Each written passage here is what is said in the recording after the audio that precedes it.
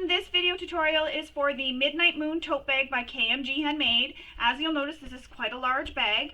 There are plenty of pockets in this bag, so I'm going to show you some of the features now.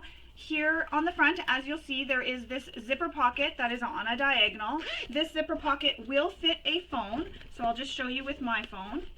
It's a little bit hard to do looking at the bag this way, but there you go, my phone fits inside, and my phone's pretty big because of the case. Then behind this pocket, you have a slip pocket. This is perfect for slipping your phone in here as well. Maybe put your sunglasses in the zipper pocket or vice versa. Something that you need to access fairly quick. Then on the back, there is this vertical zipper pocket, which is really large. It goes almost till the end of the bag. Nice for, maybe slipping your wallet into, so you don't have to open up your bag and grab your wallet out because this is against your body. I love these kinds of pockets. So many options. You can even slip a notebook in here, or if you have, say, an e-reader or anything like that, you can slip that in there. On the top, there is a recessed zipper closure, so this keeps everything safe inside. When you open this up, as you can see, it's a very roomy interior, lots of space. Then you have this slip pocket here, as well as a key minder. As with every KMGhandmade bag, there's always a key minder. This is great for keeping your keys, and you can find them easy. Then on the other side of the bag, there is another zipper pocket.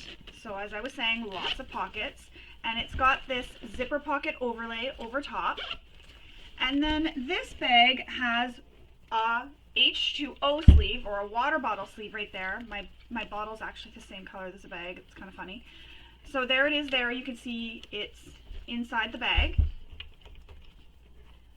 And then this bag is done with a drop-in lining. If you've never done a drop-in lining before, not to worry. I'm going to walk you through in this video tutorial how to do a drop-in lining. It really is very easy.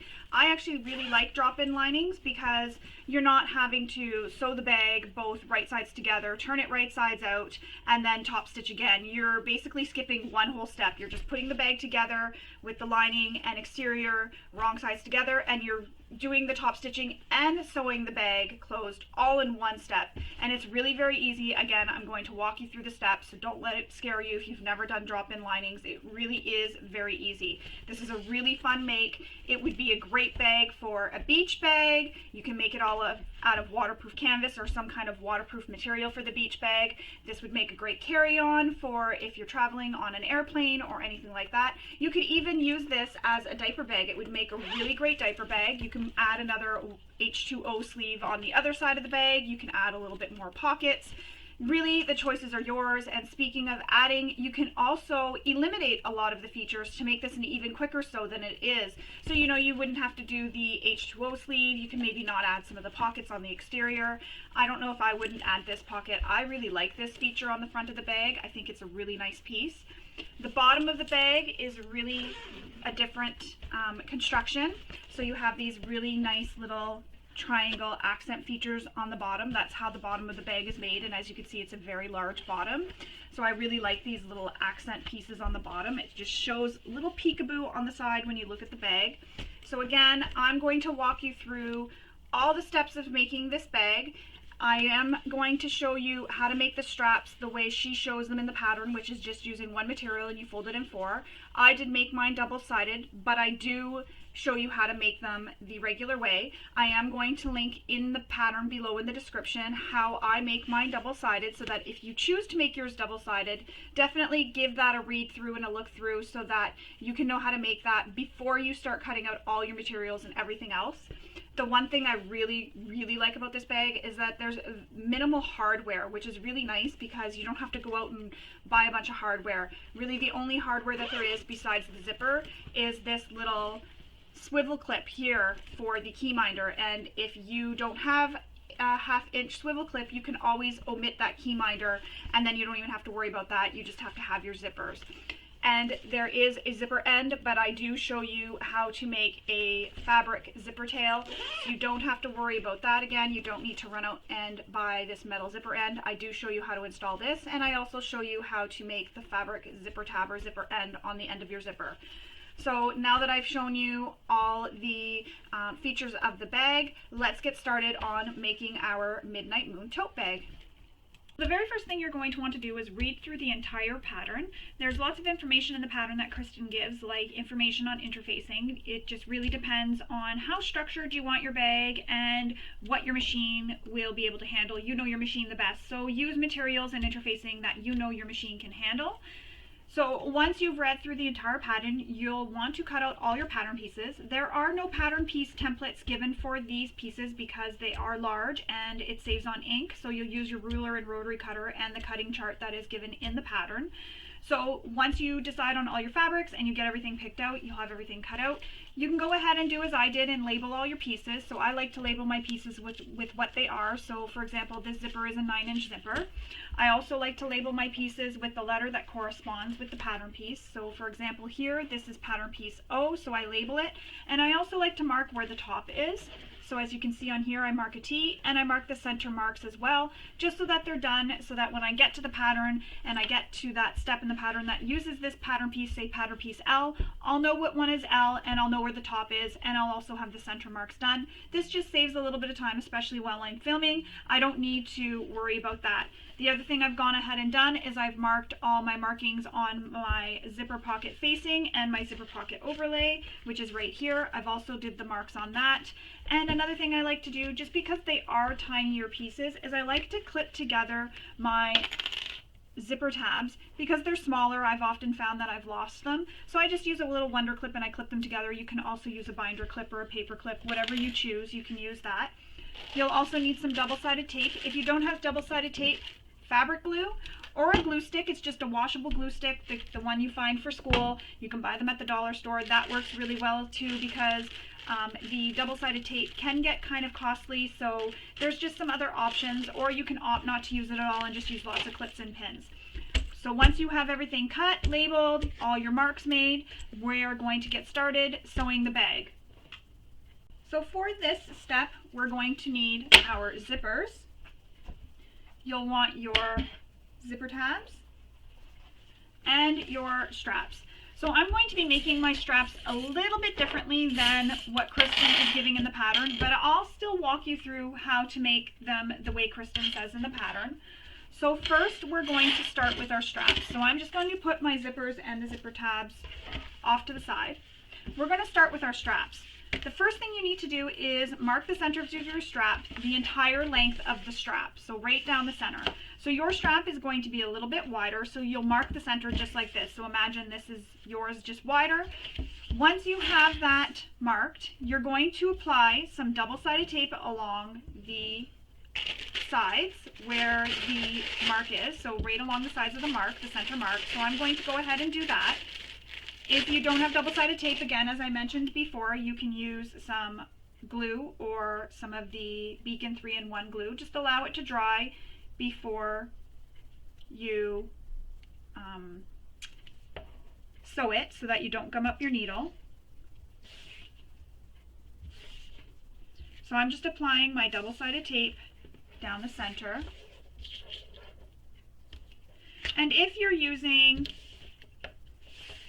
cotton, you don't have to do this. You can actually just press this part, so you'll just press your long edges in to meet the center mark.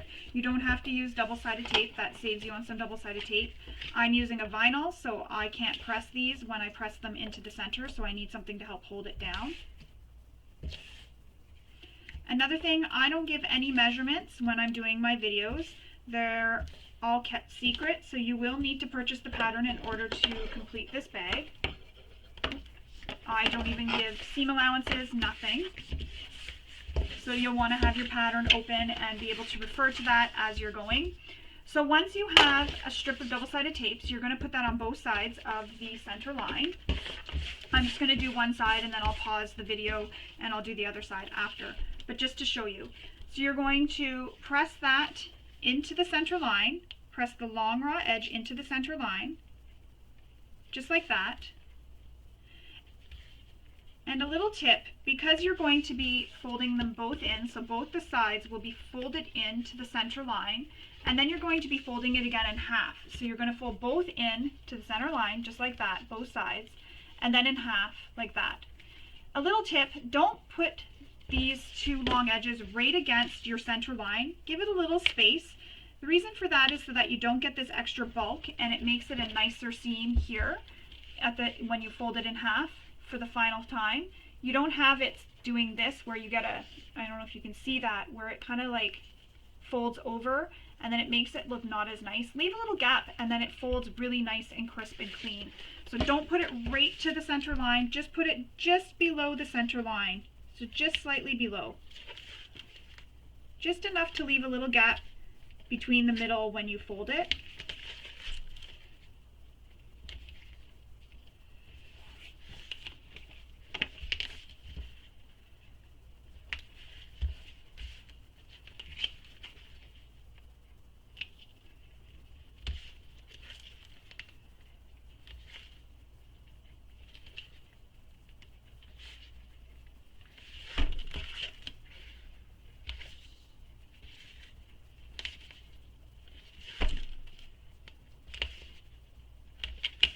I like doing the straps first like Kristen does.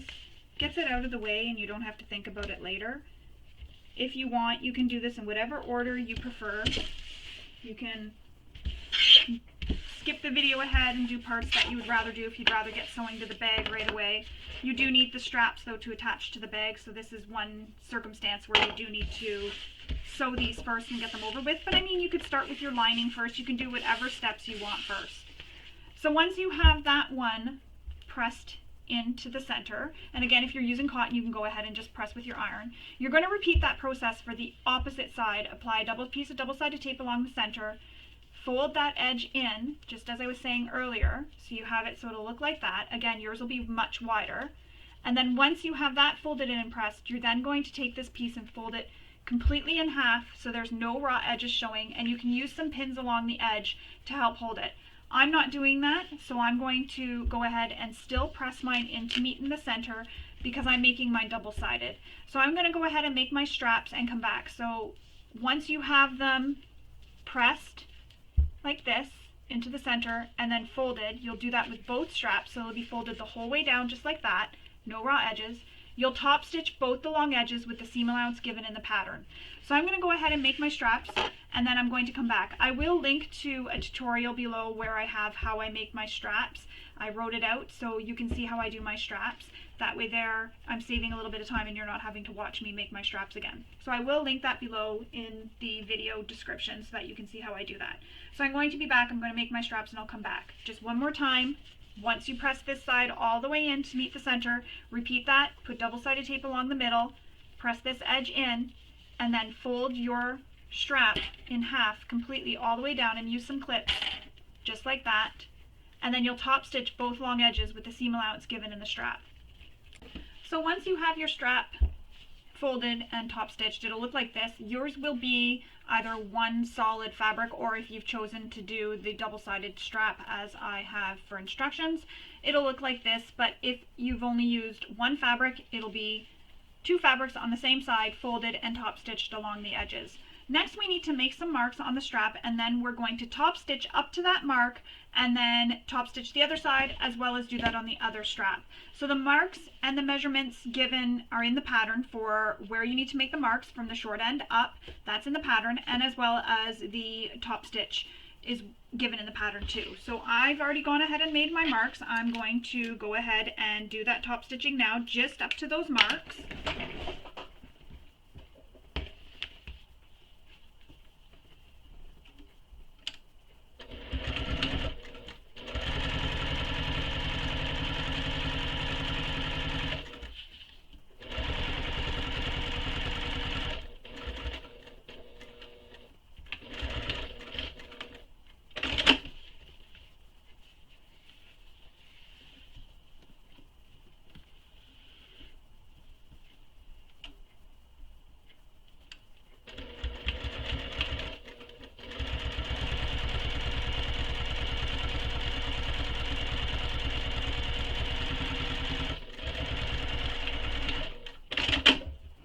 So it'll look like that. You'll have two rows of stitching right beside each other. up to the mark you've made. So I'm going to go ahead and repeat that process for the second side. So again, there's marks you need to make. The measurements are given in the pattern, so you'll make those marks. You'll top stitch up to that mark, back stitch, and then do the same on the other side, and you'll repeat that for the other strap. So I'm going to go ahead and do that now. Before we go any further, I realized I messed up, made a boo-boo. I stitched this part of my strap. I was supposed to stitch in the middle of the strap. That's my fault. That's my mistake. I'm really sorry I made that mistake. So when you're stitching in the middle from the marks that you made going up. That's my fault. I'm very sorry about that. So I'm going to do that now. So again, we're stitching in the middle of the strap once it's attached. Once you have your strap folded, you stitch with the first seam allowance and then the second seam allowance between those marks. I'm very sorry if I've caused some confusion. When we stitch these down to the bag, you'll stitch directly on top of these stitches. Or another thing you can do is just remove those stitches, just unpick them, and then when you're stitching, you can just follow that stitch line and stitch right in it. I used a faux leather. So sometimes it's a little bit hard to stitch directly in the same stitches, so I'm just going to leave that line of stitching there, but if you want, you can always unpick those stitches and just stitch directly right on top of that stitch line. I'm just going to leave it, and it'll be 2 layers of stitches in that area. Very sorry about that. I'm going to do that and come back. So this is how your strap will look. You'll have stitched right down the center. You'll have 2 rows of stitching up to the marks that you made on the ends here. So you'll stitch just between those 2 marks. Once that's done, you'll put this to the side and you'll continue on. I'm going to move on to preparing our zippers. So the first zipper you need is your 10-inch zipper. So that's why I was saying in the beginning that I mark all my zippers so I know exactly which one I need. This is the 10-inch one. You're going to take one of your zipper tabs and wrap it around the closed end. So the closed end is the end that stays closed when you zip the zipper either way. So when I zip it backwards, this end opens up. So I want to put it on that end. So you're going to put the zipper tab so that it is right sides together with the zipper. So the pretty sides of the fabric is touching the zipper, and you're going to pin it just like that. So it's in the center. Then when you look on the other side, on the back side, you're going to see the back side of your zipper and the pretty side of your fabric. You're going to wrap your fabric around, use a clip or a pin to hold it in place, remove your first clip that you made or that you put on your zipper, and then fold the other side so that it all wraps around your zipper like that. You're then going to stitch this with the seam allowance given in the pattern. And if you made a longer stitch length when you sewed your straps, return your stitch length back to your normal stitch length.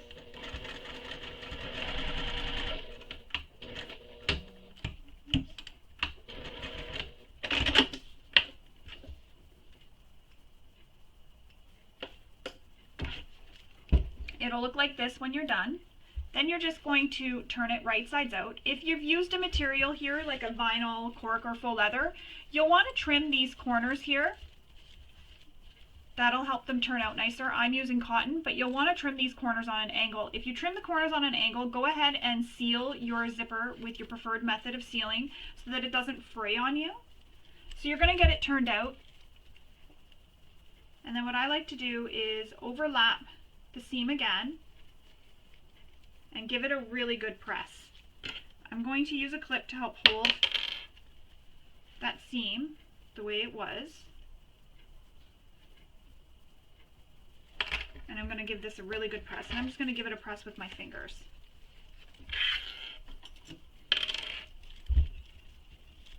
Just like that. Now what she has you do is fold this piece back just like that, so it folds in half. And then you're going to top stitch this. She gives the seam allowance in the pattern.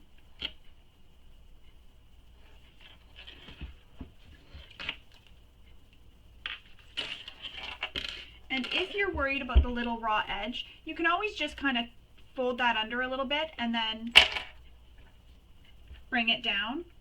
It'll give you a shorter zipper tail, but that's okay, just like that, if you're worried about raw edges.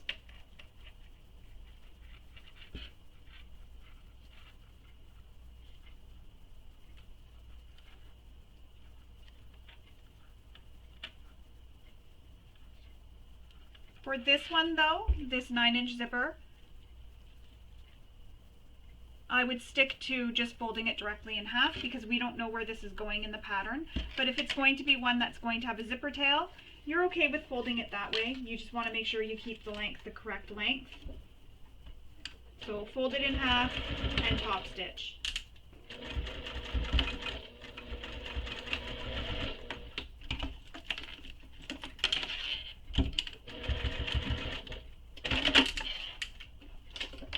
And it'll look like this.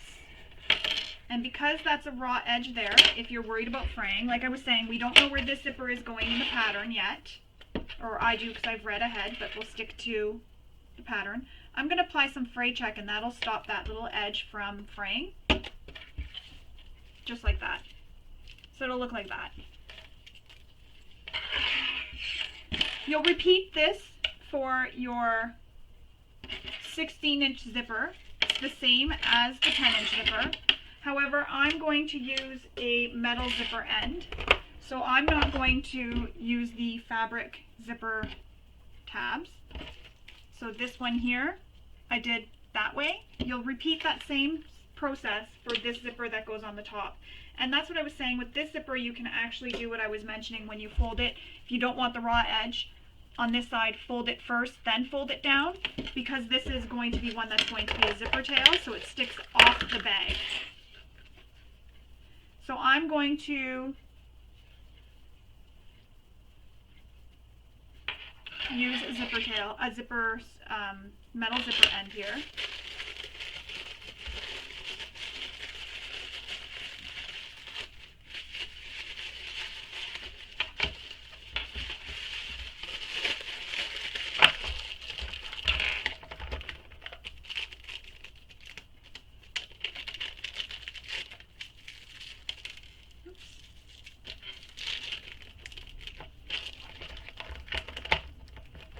When I install these or put these on, I like to fold my zipper tape so that they fold over on each other. So you have it like this, fold one back so it covers the back of the teeth, fold the other side over, and then I put a clip just like that.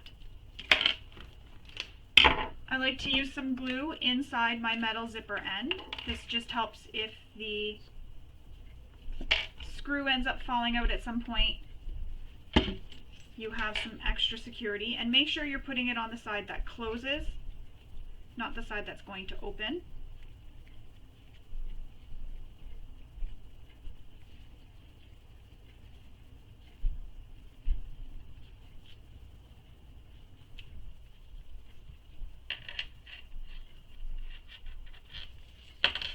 And then take your screw and screw it in.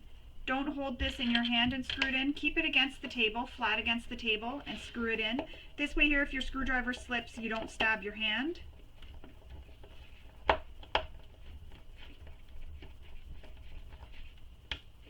Just like that. And that's how it'll look. We will set these all aside for now, and I'm going to clip them together again just to keep it all together so I don't lose any of my zippers. And I'm keeping the labels on them just so I know what they are, so that when we get to the next step that needs them, I know what zipper to grab. One last thing I forgot. We need to turn these two zippers, so the one that we put the tab on and the one if you put a tab or if you put your metal zipper stop, I'm just moving my labels down. We need to turn those the opening sides at a 90-degree angle. I also have a tutorial on my YouTube channel that shows you how to do this, so I'll link it below. So we're doing it just on these two zippers here. So open your zipper just like that, and as you can see, when it zips up, the closed end is here. We're going to take these and turn it at a 90-degree angle, so all you do is you pinch it and you bring the edge down so it looks like this. And again, I'll post the tutorial that I have for this on my YouTube channel, from my YouTube channel in the description below. It is worth a watch. Goes right into detail of how to do this. So one more time, you take this edge here and you want it to line up with the edge beside. So you just take it, pinch it, and turn it, just like that. Add a pin to hold it in place.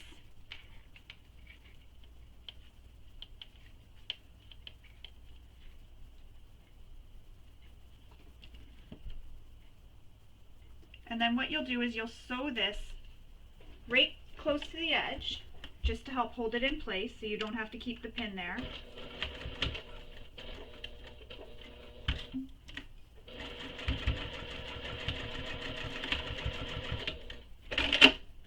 You'll do that on both sides. And I like to keep the clip or the pin in place for the first few stitches, and I just go really slow. You can also hand crank over it and then remove the pin. That just helps make sure that nothing shifts while I'm sewing.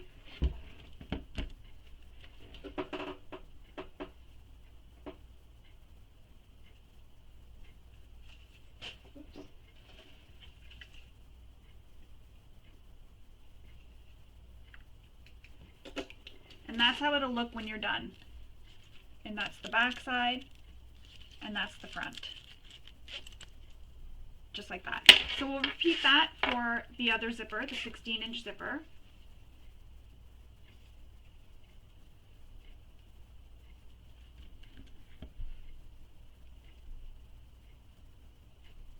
So I'm just repeating that for this zipper now.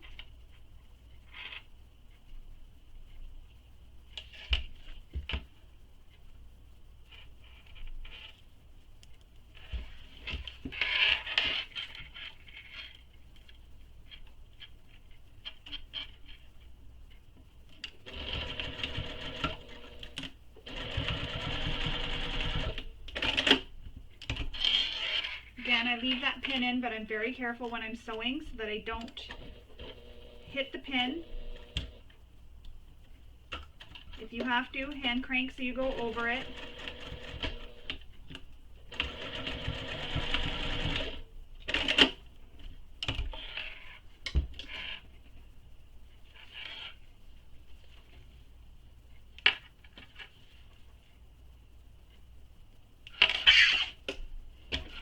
And there's the second one. Now we're done with our zippers. Sorry, I didn't mean to skip ahead on you. Now we're done with our zippers. I'm going to clip them all back together again for the final time and put them to the side until we need them again. For this next step, we need our front pocket piece C. It's going to look like this. And our zipper that we put a zipper tab on the end, the 10-inch zipper.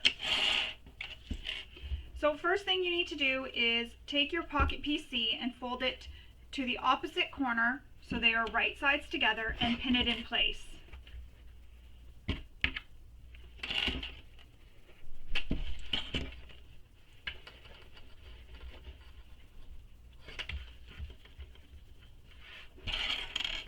Once you have it pinned in place, you're going to sew this raw edge closed using the seam allowance given in the pattern.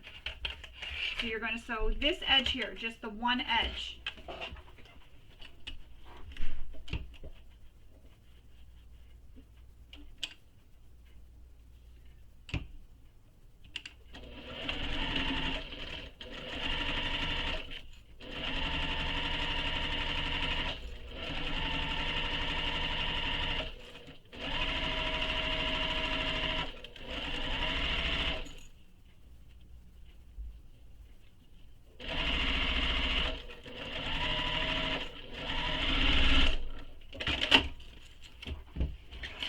We're going to snip the corner.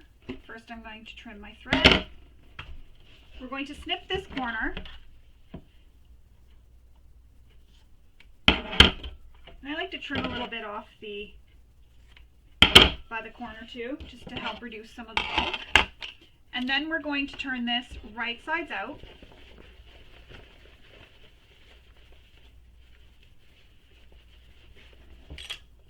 Use a little tool to help poke out that corner.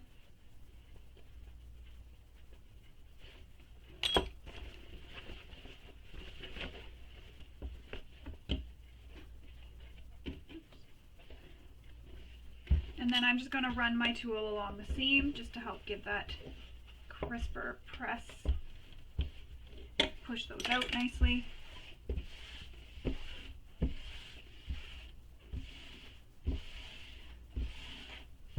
There we go.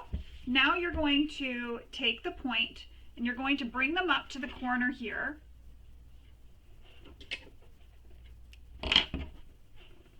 So that you get a square when you're done.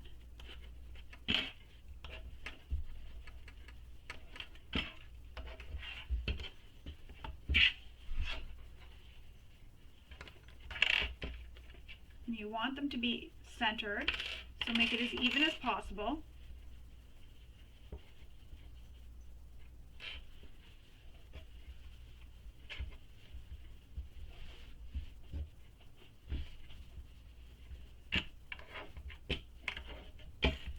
Just like that. So it's going to look like, oops, it's going to look like this.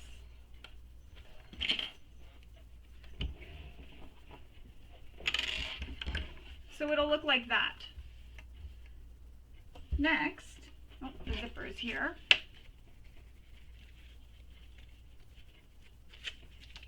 We are going to move the clips from one side and unfold it. So now we have this center mark. So what I'm going to do is I'm going to press it with my finger so I can see, just to really give it a nice crease there so I can see where it is. Just like that. So it's going to look like this. So keep this pinned up out of your way. Then we're going to take some double-sided tape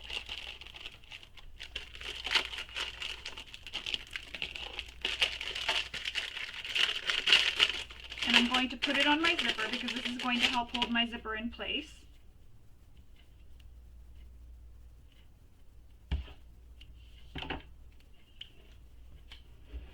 And I'm going to put it along the edge of my zipper.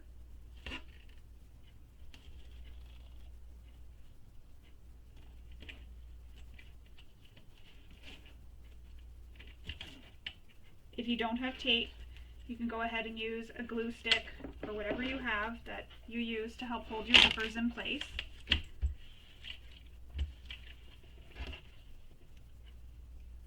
Now we're going to place the zipper. Oops. I'm pulling off the backing with the tape. Not what I wanted to do. There we go. Now we're going to lay the zipper so the tab is where this crease is.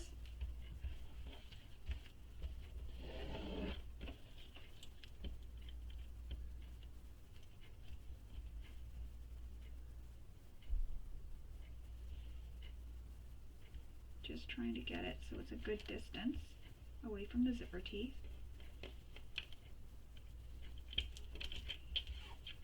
Just like that. And then we're going to stitch this down along here with the seam allowance she gives in the pattern. So you're going to start and you're going to stop at the tab.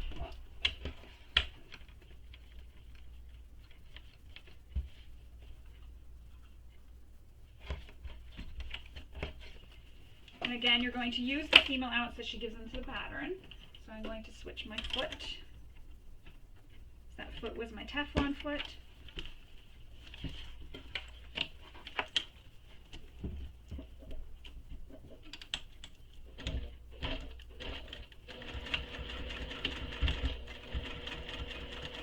Just be careful when you're sewing past your zipper that you don't hit the zipper pull.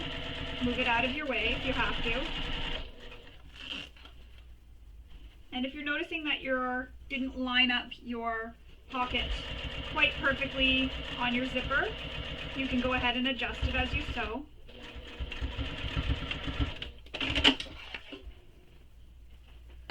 So now mine's attached, just like that. So it's going to look like this. You're going to have this weird looking piece right now. So now that this part is done, she says in the pattern, let me find where she says it. She says the next part is a little tricky, stick with her. With the zipper pull facing you, so this one here, I'm going to, before I do that, I'm going to apply some double-sided tape again. Sorry, that's my cats in the background playing. You can hear them.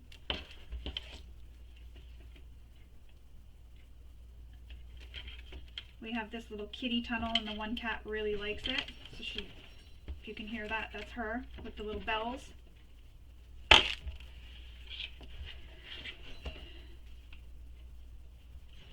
All right, so with the pole facing you, you're going to grab the corner and flip it towards the zipper. And then you're going to do the same thing, attach it to your zipper the way we attached it to the other side. This is a bit tricky, but you can do it. And as you notice, even I'm struggling a little bit. If you have to, unzip your zipper. This might make it a little bit easier for you. Let's see. Actually, that's making it a little bit more difficult for me.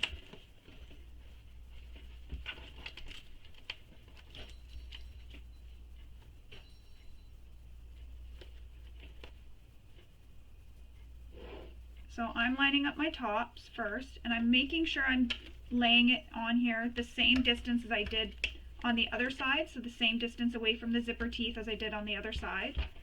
And I'm just pressing it down, and she's right, it is a little bit tricky, but you can do it.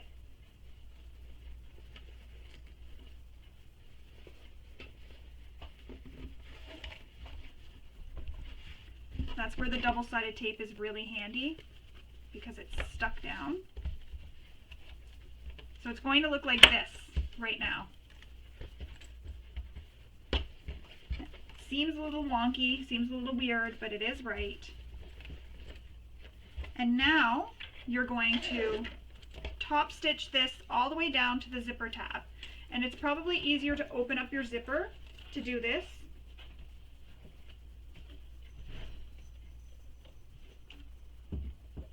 Take your time and go slow.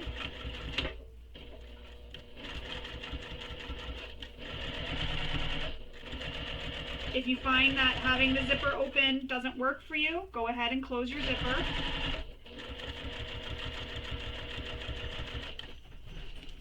Like when I'm approaching here, it starts to get a little tight. So I'm going to move my zipper pull out of the way.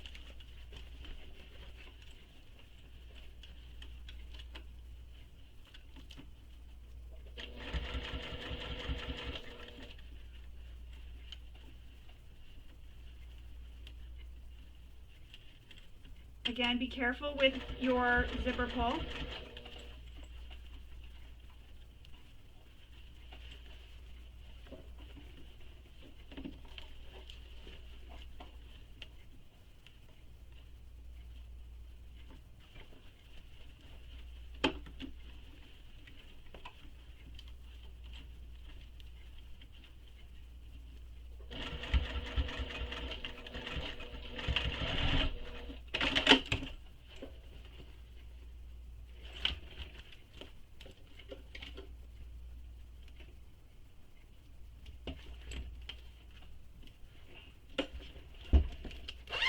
Once your zipper is attached, it's going to look like this. So your zipper is currently on the outside. We're going to trim the zipper tabs here. Where's my scissors? So that it'll fit nicely in the corner. So trim your zipper tabs.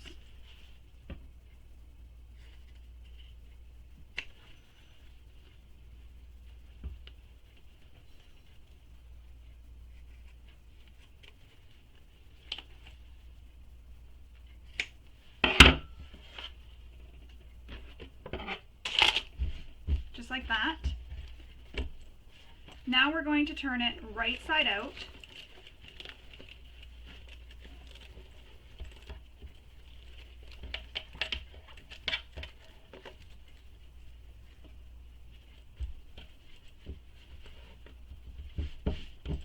And I'm going to take my tool here and I'm going to smooth out my edges just so I get a nice flat pocket. And this is how it looks right now. Now we're going to top stitch this top edge of the pocket. You have 3 finished sides, and this left side is going to be raw, and that's okay because later that's going to be covered up. It'll be covered by our straps when we attach it to the front panel. So now I'm going to top stitch this top edge here. And then down here where your tab is, that'll get covered up a bit too by your straps.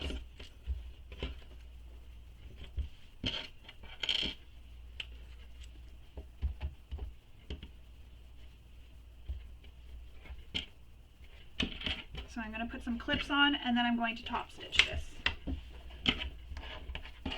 Just to ensure that this side doesn't shift on me.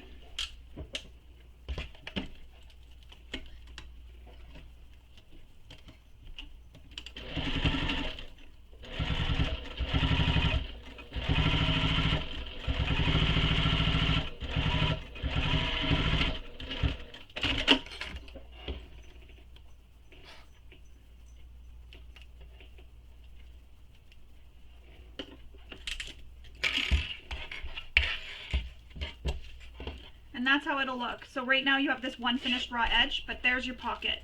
So when this is attached to the bag, you'll have this really cool angled pocket. Now we need to mark the center with a pen that's safe for your fabric. So we're going to just fold this in half.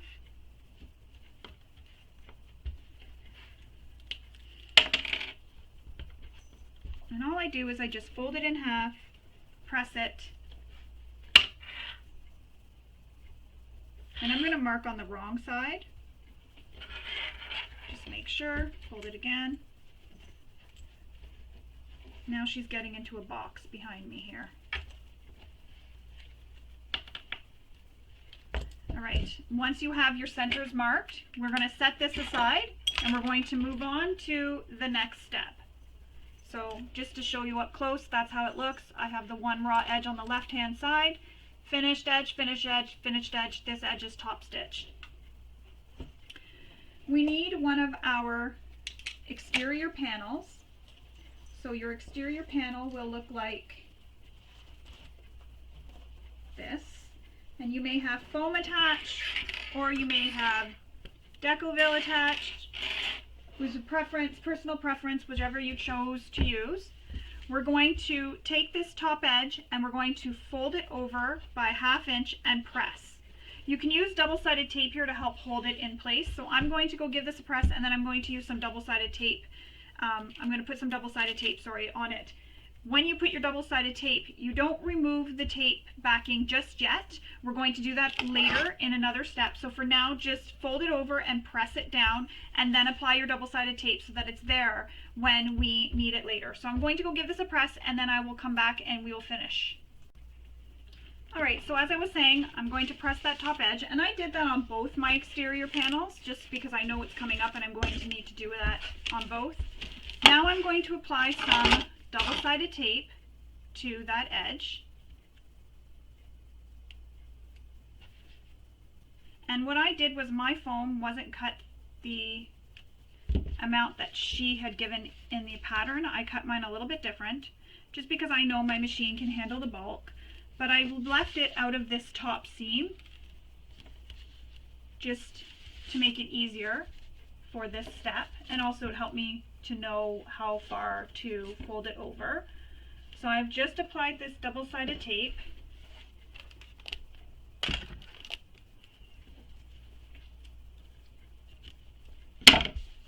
Just like that, and I'm not removing that backing just yet. Again, we're leaving that there until after. We're going to remove it after, and I'm going to do the same thing on my second panel.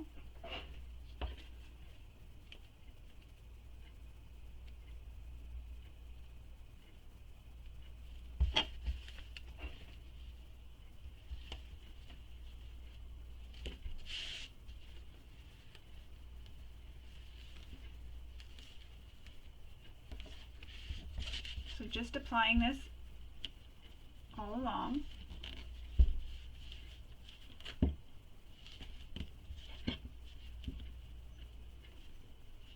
And really I should have left it so that it wasn't going to be in these side seam allowances.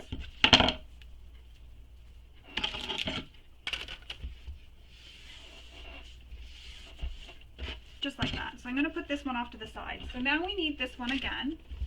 So now we need to mark the top and bottom, the center of the panel, which I did here, but I'm going to transfer these to this side of my panel.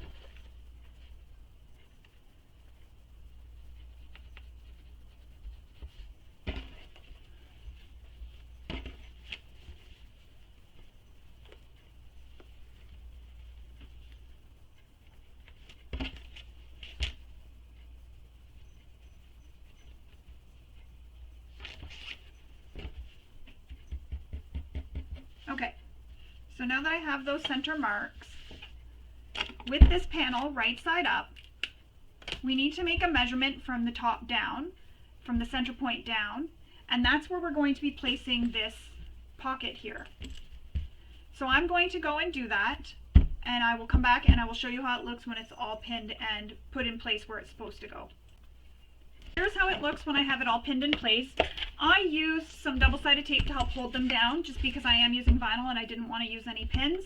So now we're going to top stitch this outer edge up to where we stopped top stitching when we top stitched the middle of our strap, and we're going to top stitch the inside edge and the outer edge on both sides of the strap. So I'm going to do that now.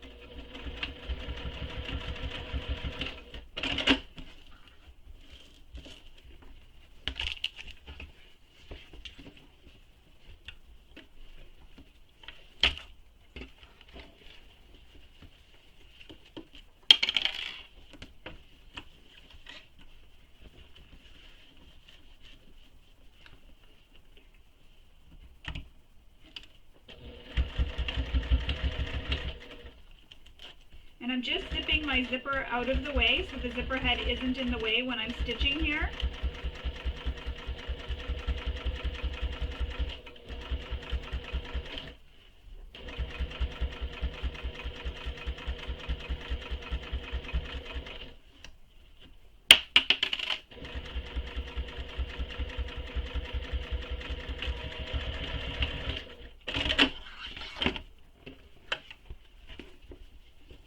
Again, when you're stitching, you're just stitching up to where the top of the zipper pocket is, or the pocket.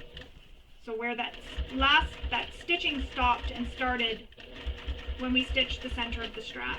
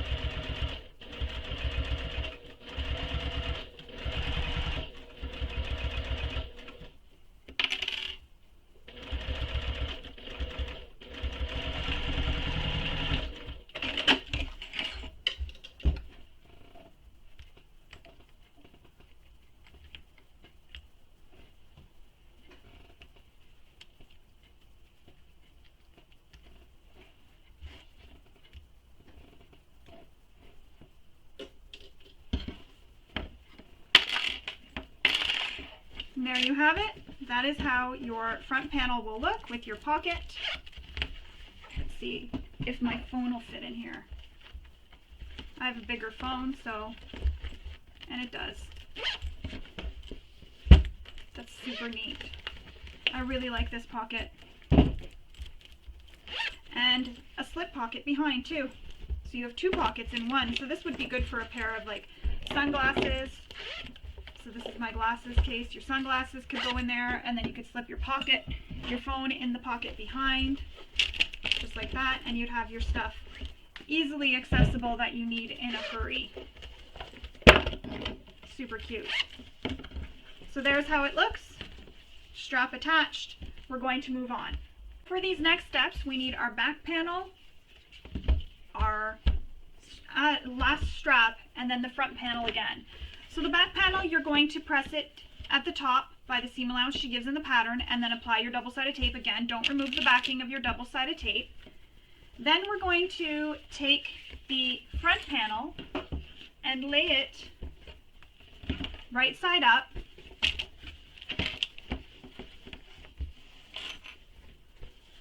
And then we're going to place these together so that we can get the back panel and front panel to have their straps even with each other. And I'm just trying to line these up.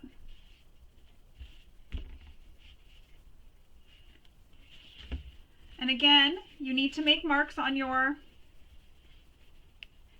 back panel, on your strap. So you'll need to make marks for how far off, see if you notice it's off the end. And then we're going to put some double-sided tape. So I'm just going to make the marks on my strap, and I'll come back and I'll finish showing you how to attach these. So I have my marks made on my straps. So what you do is you lay the front panel. You can do it the way I was showing at first. The way it's done is in the pattern is the back panel is laid on top of the front panel. Line everything up. And then you're going to lay your straps on top.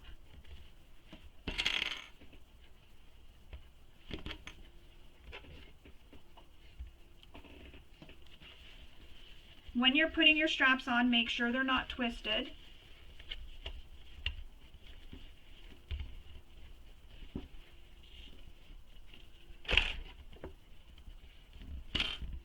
You can also measure over and then do the same measurement on this side,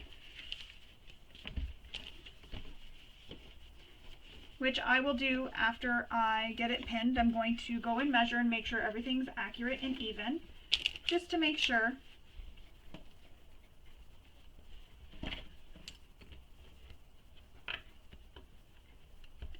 And then once you have this where it's supposed to be placed, you'll run a piece of double-sided tape up the back panel to help hold this in place, and you'll stop. She gives a measurement for how far up you go with the double-sided tape, so you'll want to refer to the pattern for that. So you'll place the double-sided tape up here and you'll stick these back down. So I'm just going to go measure my panels to see if the straps are the same distance on the front and as on the back. So I'm going to go do that and I'll come back. You can do the same thing. Just take your ruler and measure the distance to make sure they're the same distance apart. So now that I've measured it and it's all accurate and the same distance from the edges, I'm going to go ahead and top stitch just as we did with the front panel.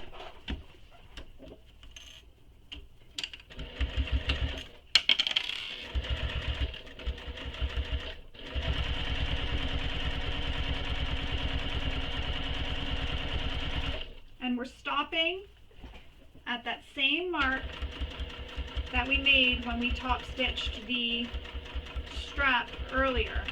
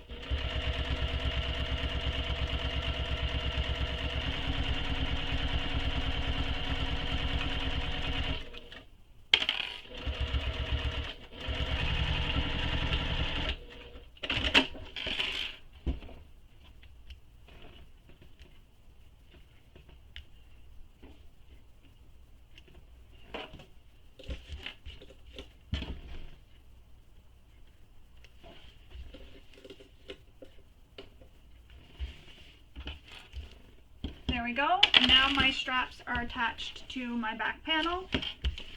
Next we need to take our pocket E facing. So it's going to look like this, and you're going to draw a rectangle on the back of the facing. I've already done that. Then we're going to take this facing and we're going to place it on the back panel using the measurements she gives in the pattern. So I'm going to go do that, and I will come back and I will show you how to stitch this on. So now it's pinned. The pocket facing is pinned right sides together with the right sides of the back panel. I'm going to stitch around that box using a shorter stitch length.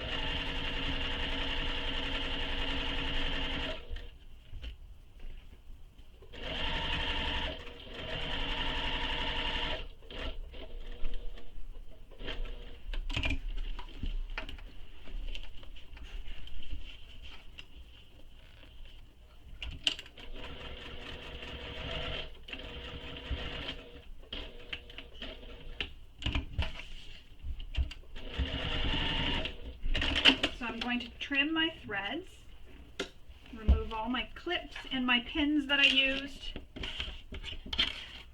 and now we're going to cut down the center of this zipper facing and cut the V's as well at the corners. Careful not to clip your stitches. If you do happen to clip your stitches, it's not the end of the world. I've done it myself before. All I do is I go back and I just re-stitch the corner again. So I start a little bit down the way, back stitch, go back over the corners, and that just helps reinforce it again. And I do that right before I turn it out, because sometimes it happens.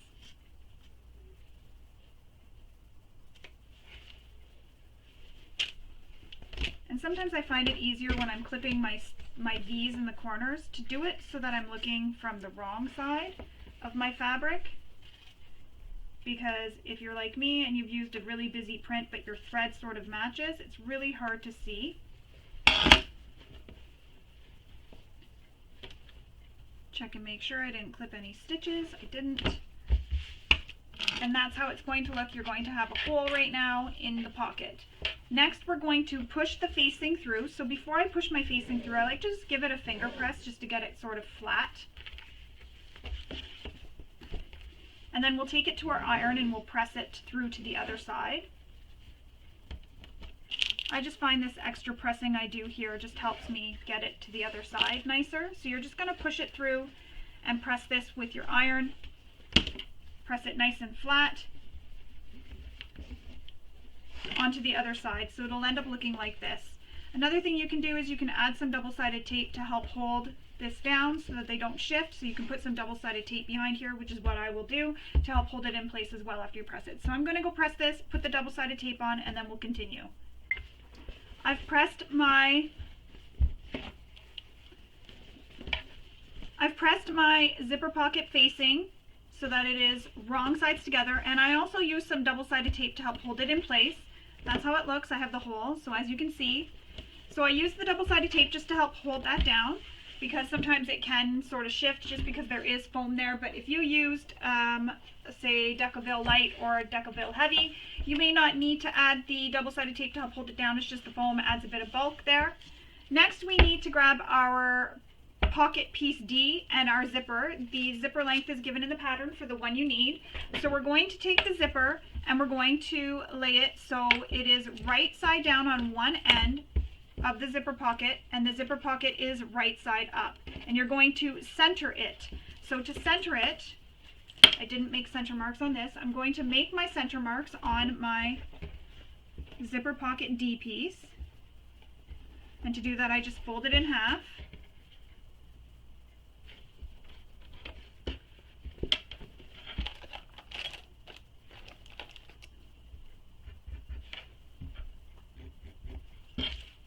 And I'll do the same thing on my zipper. I will fold it in half and I will make the marks.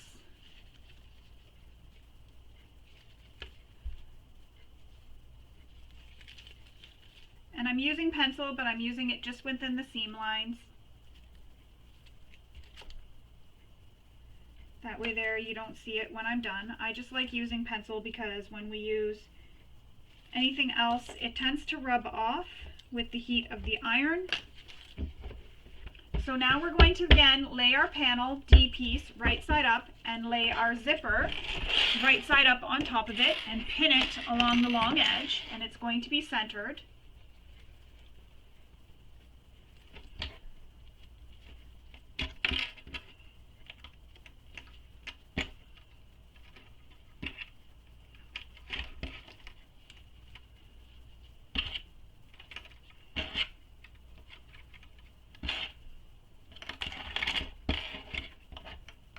Just like that.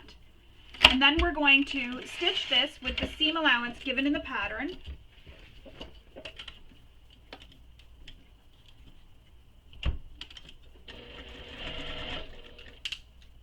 Don't forget to return your stitch length back to your normal stitch length.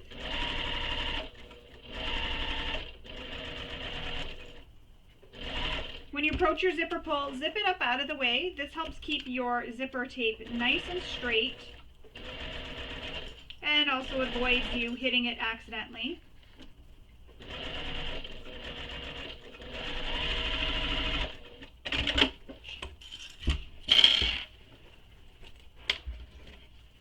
So then we're going to flip this and top stitch. So I'm going to press it.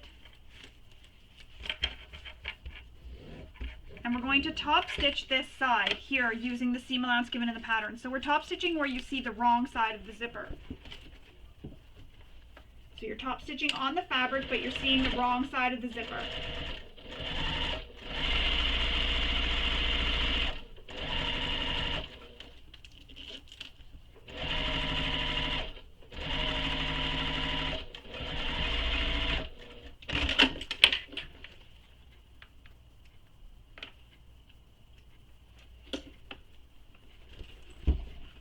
So it's going to look like this so far. Next, we're going to take this panel, again, right side up, you're seeing the wrong side of your zipper, and bring it up towards the other end, center your zipper,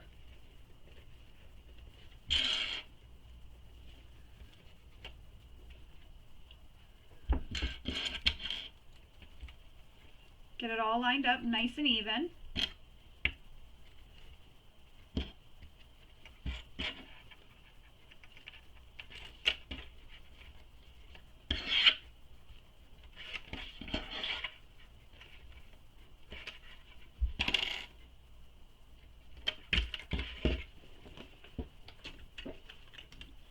Again, sew this with the seam allowance given in the pattern.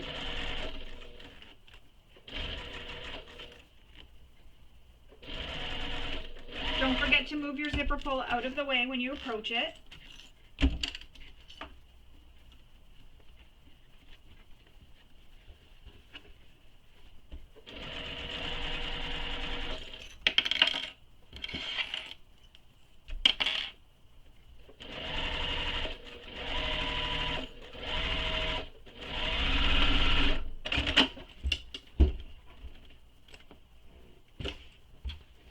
And we're going to repeat the same thing as we did previously, except for this time you're going to be sewing in this circle. So it's going to be a little bit tricky, but you can do it. So I'm just pressing this flat. You can also take this to your iron and give it a press.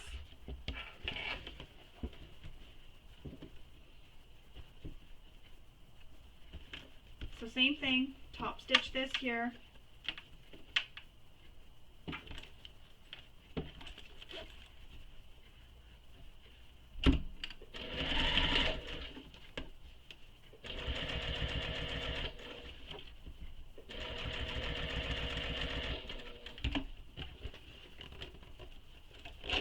Just be careful not to pull your zipper right off. If you do, you can always reattach the zipper, put it back on your zipper tape.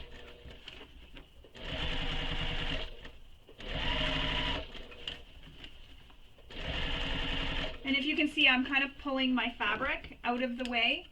So it's back here, and this is bulging up back here. It's coming up, bringing the bulk up towards me. It's kind of curling around my machine, sort of.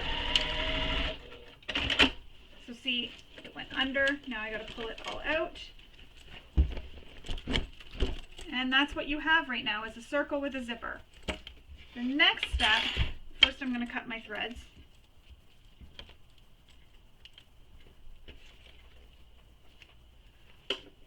The next step is to lay the pocket flat with the zipper facing to the left, so it would be opening to the left.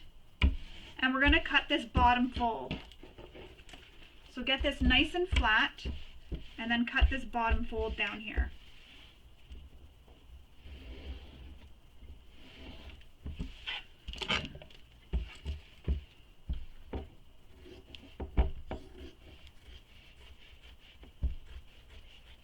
So now you have two pocket pieces. I'm just going to put this tape away before it dries out. Sorry.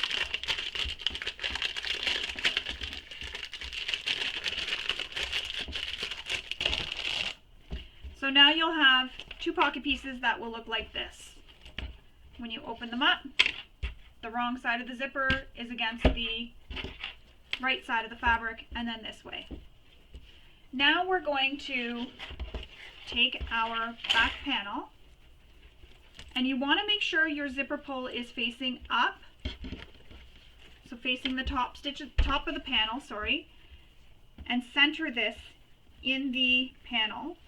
You can use some double-sided tape, so I just put mine away for nothing. You can use some double-sided tape here.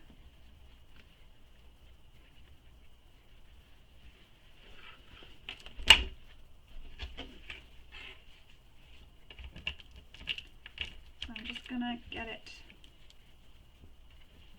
all nice and centered, and then I'll pull it back and apply my double-sided tape. So again, with the double-sided tape, so your pocket is going to be open. You'll see one side hanging off this end, and the other side is going to be over here. So with this pocket piece being over here, to ensure it doesn't get shifted around on you, after we tape it, I'm going to pin it down just to make sure it doesn't sneak up and get underneath my top stitching while I'm maneuvering this under my presser foot and on my machine bed.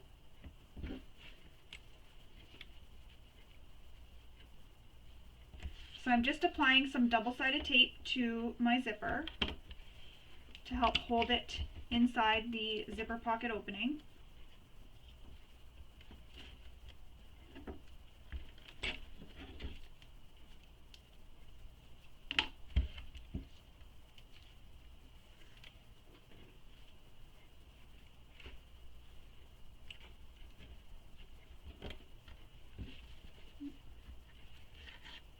Don't want that thread poking out.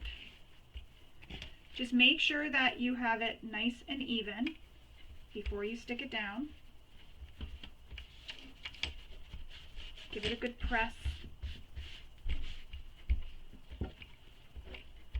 And then repeat that for the other side. If you have to shift it around, go ahead, shift it around so that it's nice and even.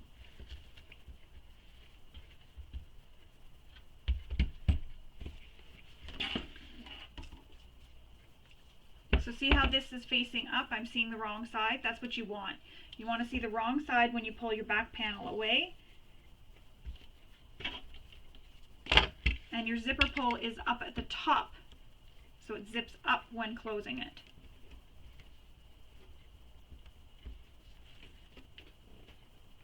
Put this back over.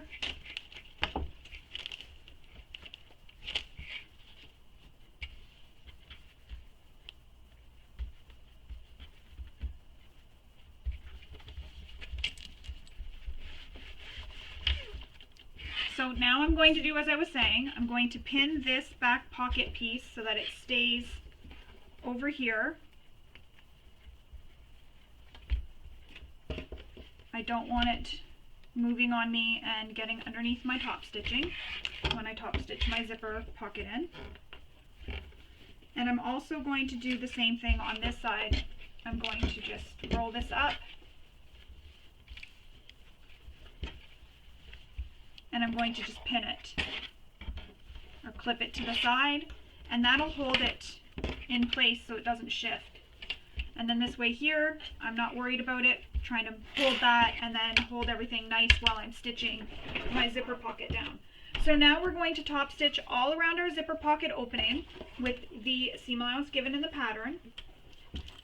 Don't forget to move your zipper pull out of the way if your zipper foot is not big enough for you to get around it. If your zipper foot's not small enough, sorry, to get around it.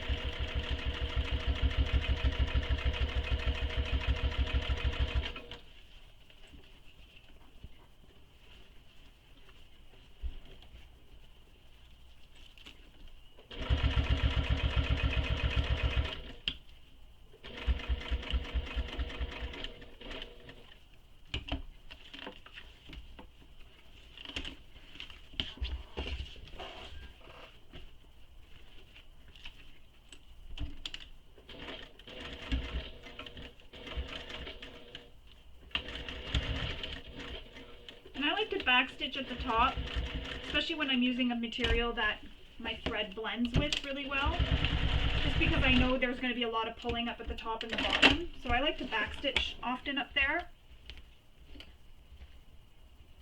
And at the bottom, I didn't on this one, felt that it'd be okay, but I just find that sometimes when you're zipping, you tend to zip harder when you're zipping up. That's just a personal preference. So now that that's all stitched in place, we can remove these clips and the pins.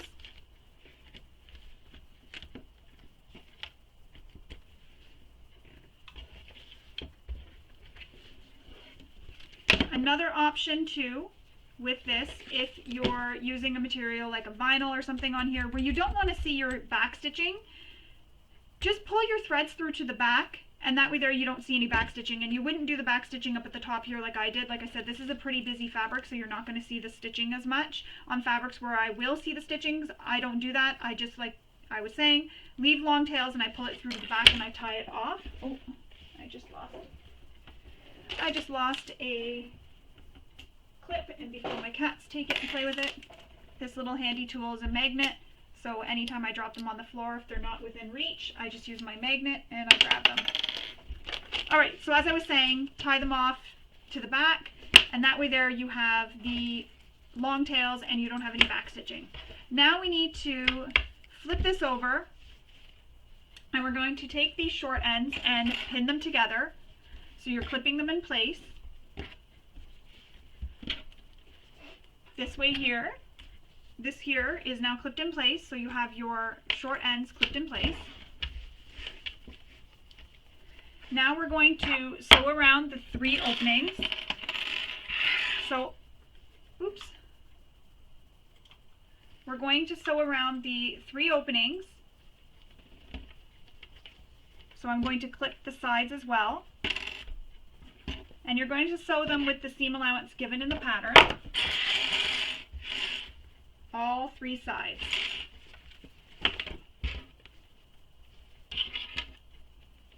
And when you're sewing the 3 sides, you're going to keep your panel out of the way. So move your panel out of the way, sew the side, and then up the other side.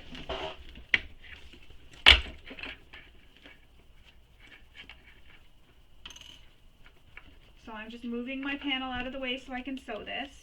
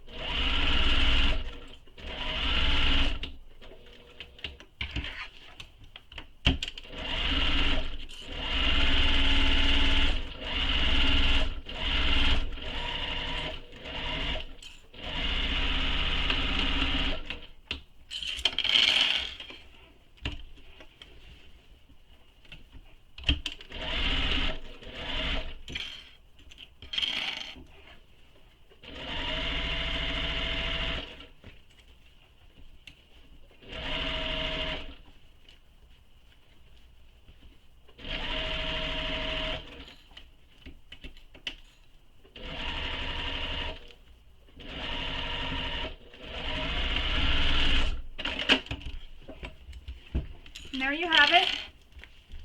Your pocket is now sewn. You have a full pocket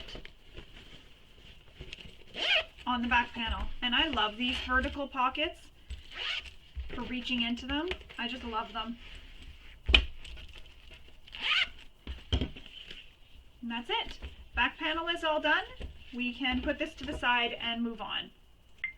For these next steps, we're going to do the exterior base assembly. So we need our front exterior, our back exterior, and our base piece.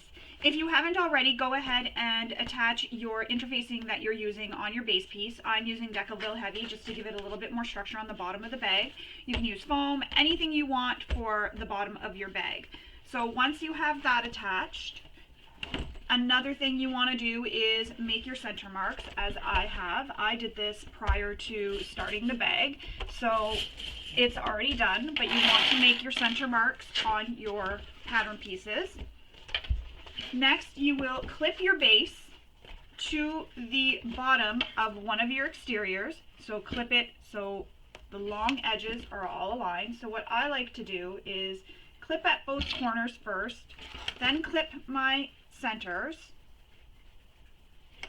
so they all line up.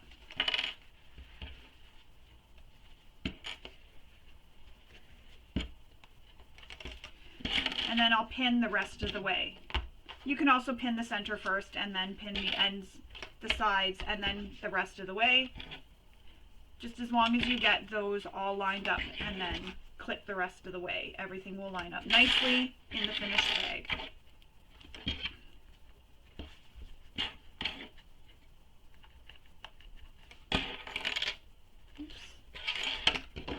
So that is how it'll look when you have it all pinned. Now we're going to sew this long edge here with the seam allowance given in the pattern.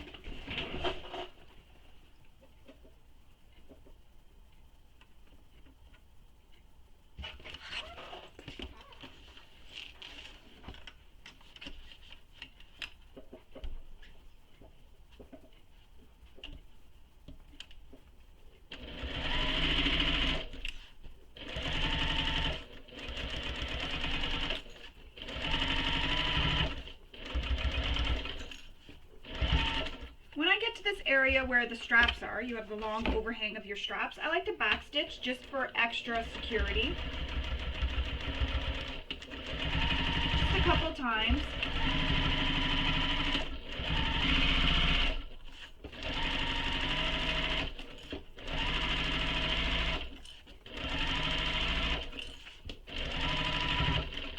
And then again, I'm at this next strap, so I'm going to do the same thing.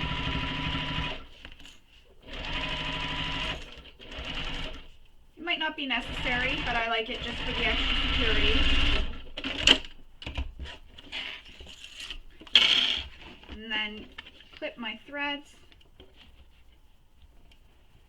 And now we're going to press this away from the front panel. So you're pressing it down towards your bottom panel.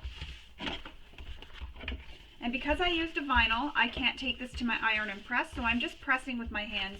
Another thing I wanted to mention, when you're sewing, you're going to be sewing right beside the interfacing that you used. You're not sewing on it because that's exactly where your seam allowance is. So just make sure you're sewing right beside that, all along that edge. Now I'm going to top stitch this bottom panel. So again, my edge for my exterior is pressed away and down towards the bottom panel I just attached.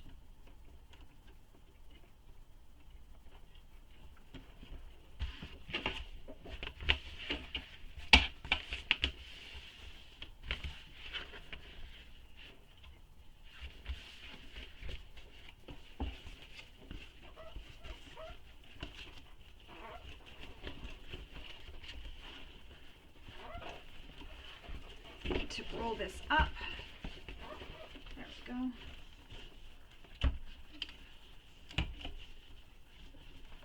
So you'll want to increase your stitch length for this to the stitch length you use for top stitching.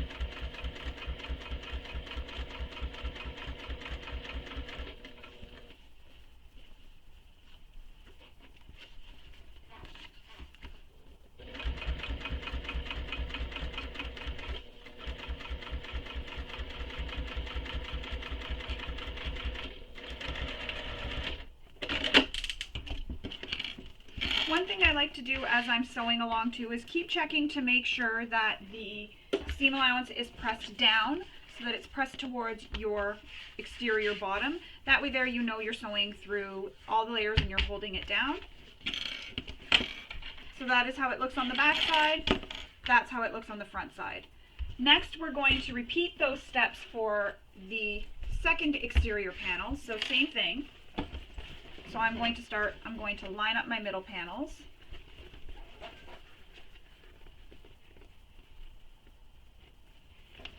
And then I'll clip the sides. So the other way I did it the opposite on the other one works out to being the same. Clip your sides, clip your middles, and then clip the rest of the way.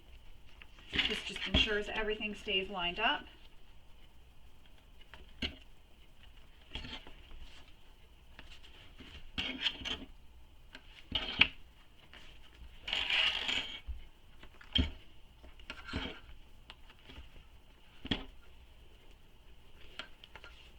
And I'm moving my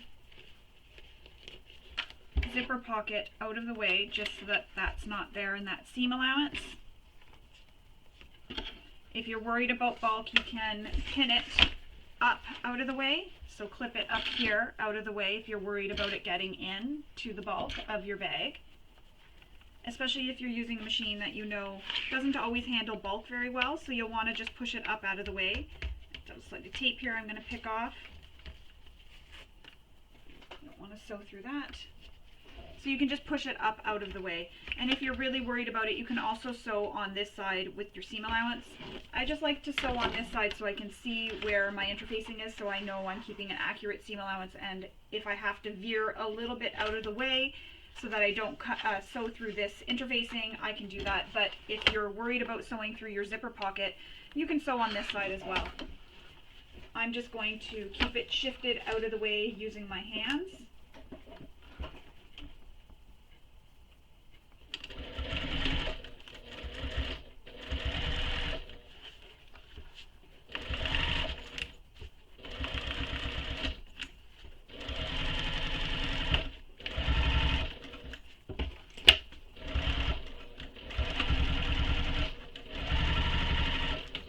Just where the strap is, that's why I went back and forward.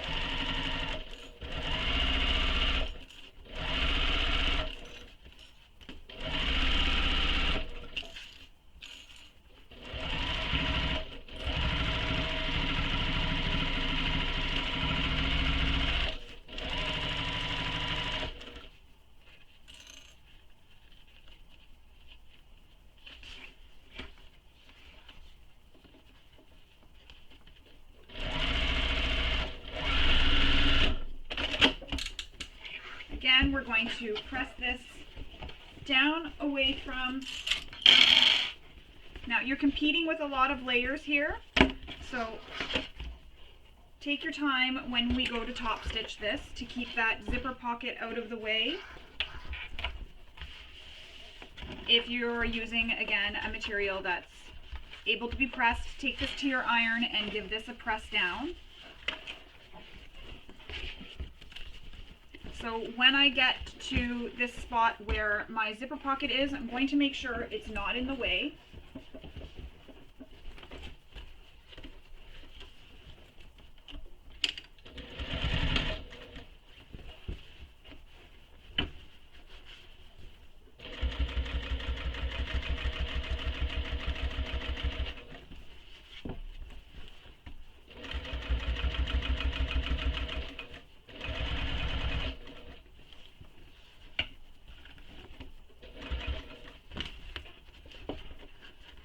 Don't forget to keep checking that all your seams are flat.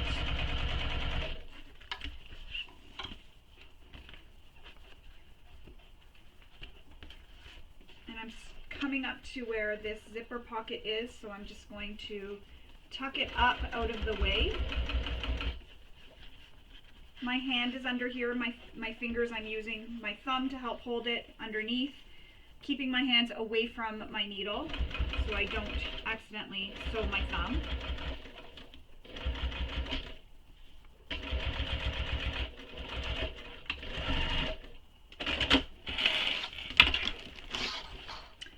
And once you trim your threads, unclip your pocket. So as you can see, I didn't catch it when I sewed, so it's not in that seam, and that helps me with the bulk down there. And there you go. That is how it'll look. Our exterior is almost done. The final thing we need to do is snip these straps so that they are even with your seam here. Now, you may not have foam that goes all the way down like I do because you trimmed it to the appropriate size that she's given in the pattern. I knew my machine could handle the bulk, so that's why my foam is here. But you'll have even less bulk to sew through when you're doing this top stitching. It's great that she did that, made this smaller so that there was no bulk in the seams. Again, I left it because I knew my machine could handle it. And there it is, it's all complete. I've trimmed those straps. They are now even here. And we're going to put this to the side and move on. So now we're going to work on making our slip pocket, our H2O pocket, and our key minder. So for our slip pocket, you need piece M, and you also need piece N. So this is your pocket, your slip pocket, and your slip pocket trim.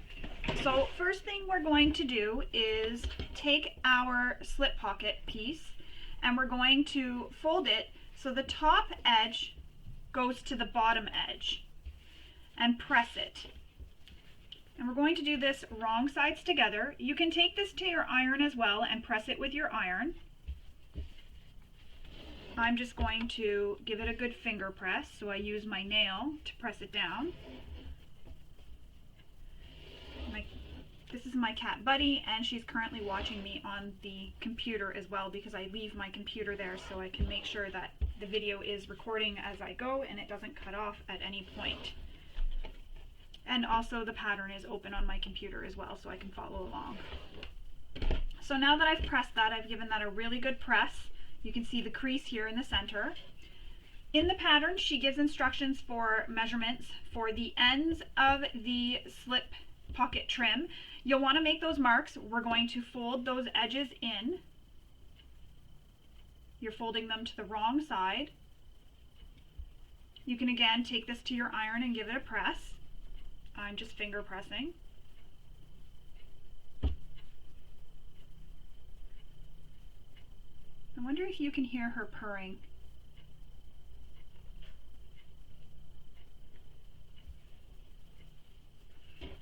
Once you have those short edges pressed, we're then going to take this slip pocket trim and we're going to press it in half. Again, take this to your iron and give it a press if you want. I'm just going to finger press it, and then I'll take it over to my iron and give it another really good press, just to make sure everything's pressed nicely and neatly. just like that. So it'll look like this when you're done. You'll have no raw edges on the sides, and it'll be pressed in half, and you'll have the long raw edge here. So I'm going to take this to my iron and give it a press and come back. So I have it all pressed. Now we're going to open this back up again, and we're going to place this slip pocket trim into the center fold. So the raw edge is going against your center fold. Make sure it's centered. The slip pocket trim is centered to your pocket.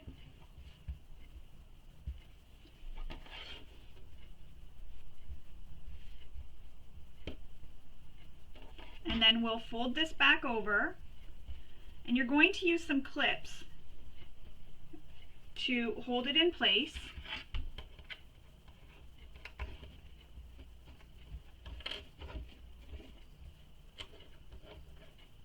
And I like to sort of make sure I'm shifting it up into the crease. So you can kind of feel it there, and then just make sure it's pushed up into the crease. You want to make sure it's right against that crease. And that's the raw edge against your crease of the fold that you made in your slip pocket.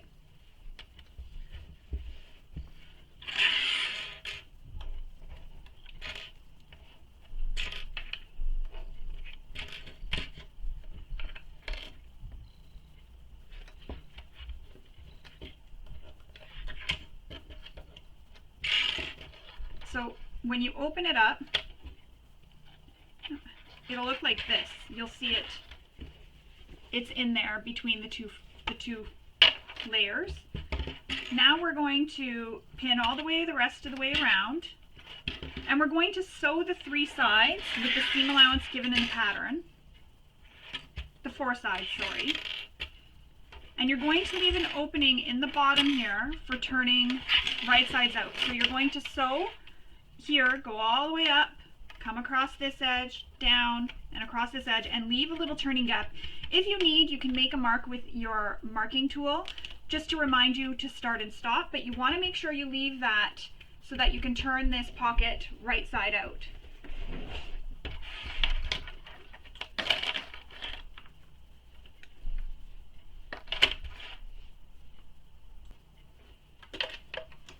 So I'm going to sew this first edge here with the seam allowance she gives in the pattern.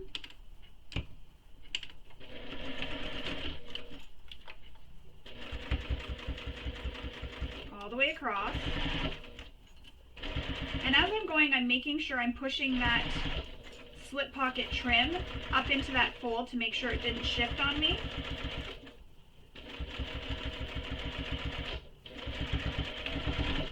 And what you could do here, instead of stopping and back stitching, you can just turn and stitch right down and go over to this end here where I said you're going to need to leave an opening. So you can just turn it, find your seam allowance, and stitch down and stitch back across here and stop your stitching, back stitch, break your stitches, and then start again and go up here.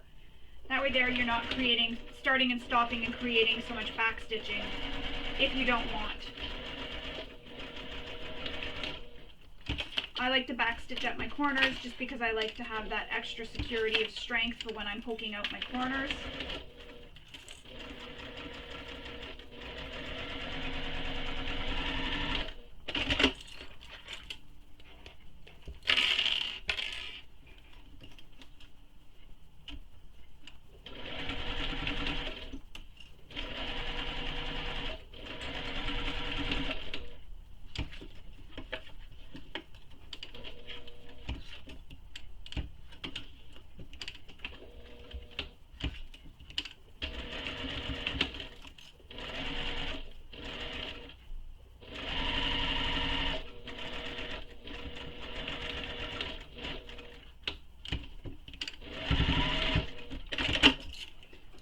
So this is how it'll look.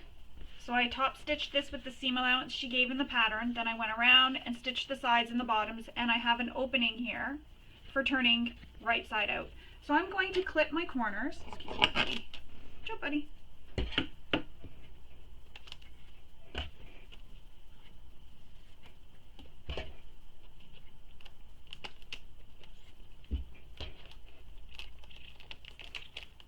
Oh, no, don't chew on that. Don't chew on that.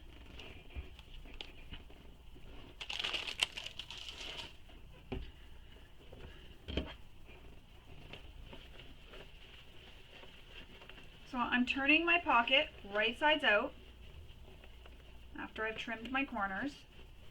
And I'm going to use my little precision turning tool to poke out my corners. You can use any tool you want, chopstick, end of a pencil that's not sharp, anything you want. I used to use one of those combs with the long handle on it with the point. I used to use one of those.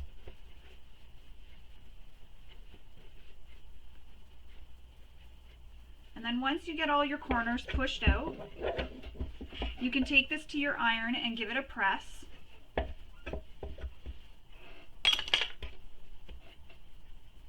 And that'll help get your bottom edge where your turning hole is pressed nice and flat. So take this to your iron and give it a press, get it all nice and flat.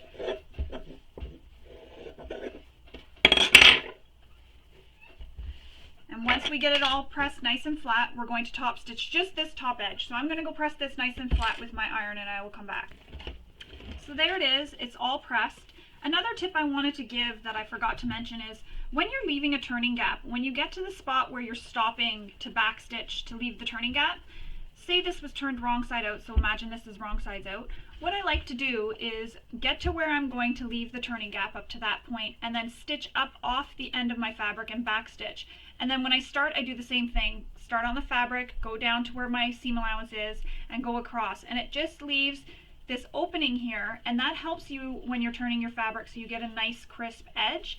This way here, it just makes it easier. You don't have to do that, that's just a little tip I have. So when you get to the end where you're leaving your opening, turn and sew up off your fabric. When you get to this side and you're starting again, sew down and then sew across using your seam allowance. Again, that just helps give you a nice turning gap. It makes it so that it turns nicer for you. So now I'm going to top stitch this top edge, just the top edge.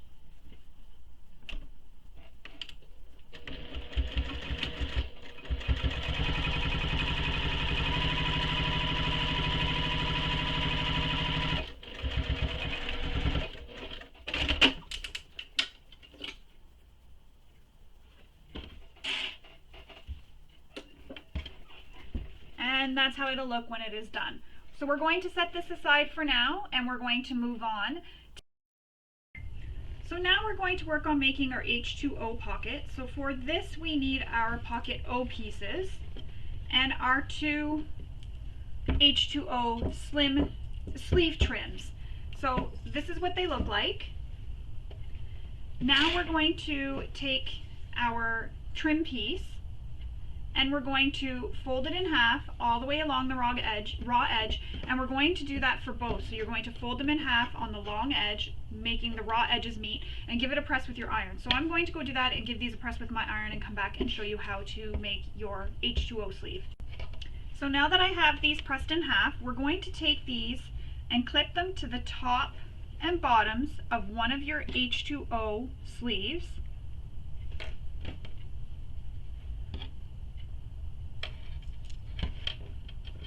And you want to line up your raw edges. So you're putting this against the right side of your H2O sleeve. So the pretty sides are touching. And you'll do this on both long edges, so top and bottom.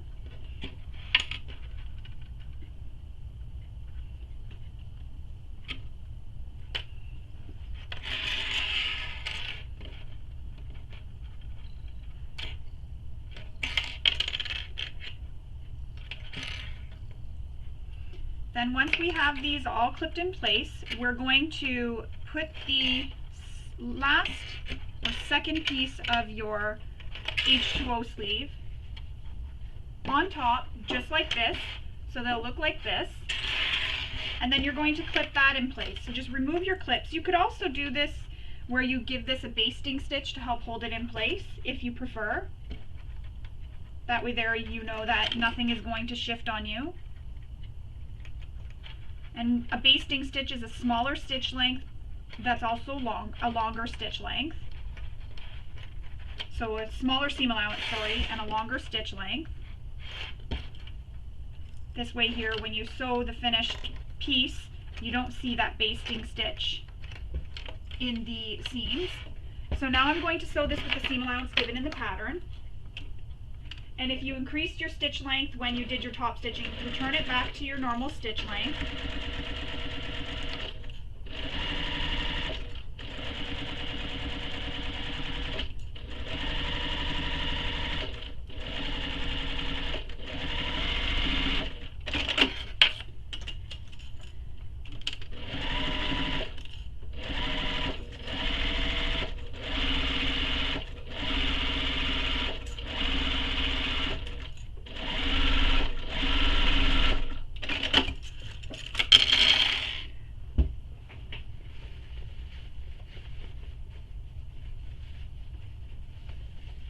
So I'm going to turn this right sides out.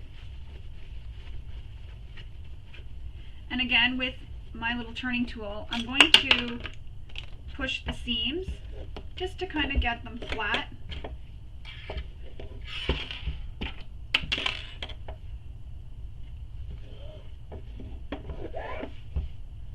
And then I'm going to take this to my iron and give it a press. So I'm going to go do that now and come back and we will finish with this top stitching the edges and everything. So I'll be right back. So now it's all pressed. I'm going to top stitch both the long edges with the seam allowance she gives in the pattern.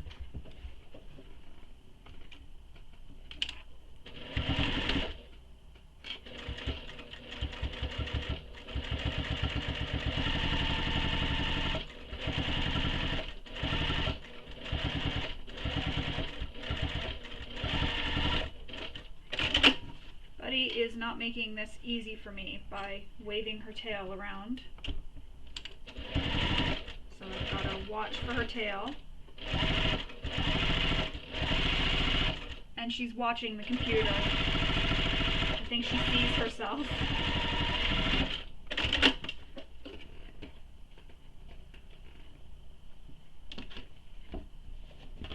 She's trying to make this more challenging for me.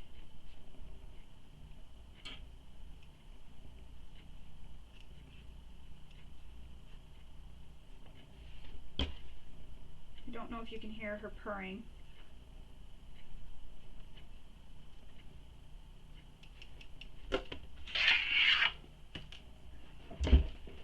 That's how it'll look once it's top stitched. Now we need to take our key minder piece, which is piece, I'm trying to see what the letter is. It's on here, J. So it'll look like this. I've already gone ahead and pressed mine, but what you need to do is take your piece, press it in half along the entire length so the long edges meet, open it up, press the two long edges in to meet that center crease, so it'll look like this, and then you're going to refold it on that original fold and give it all a really good press. Once you have that done, I like to place a few clips along the edge. We're going to top stitch the long edges.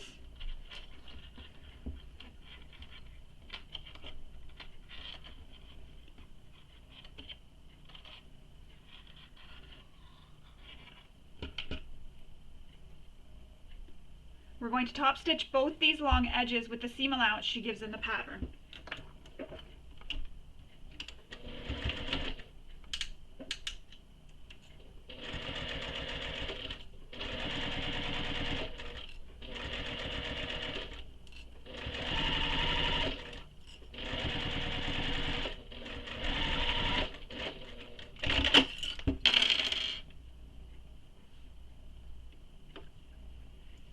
And if you're worried about getting twisting on anything that's like this, straps, key minders, anything that you're making a strip with, when you top stitch down one edge, start top stitching at the same edge you started at and stop at the same edge you stopped at. So I started up here, so I went down this way, and instead of stitching from this side going down this way, I'm going to turn it and stitch on the same side where I started.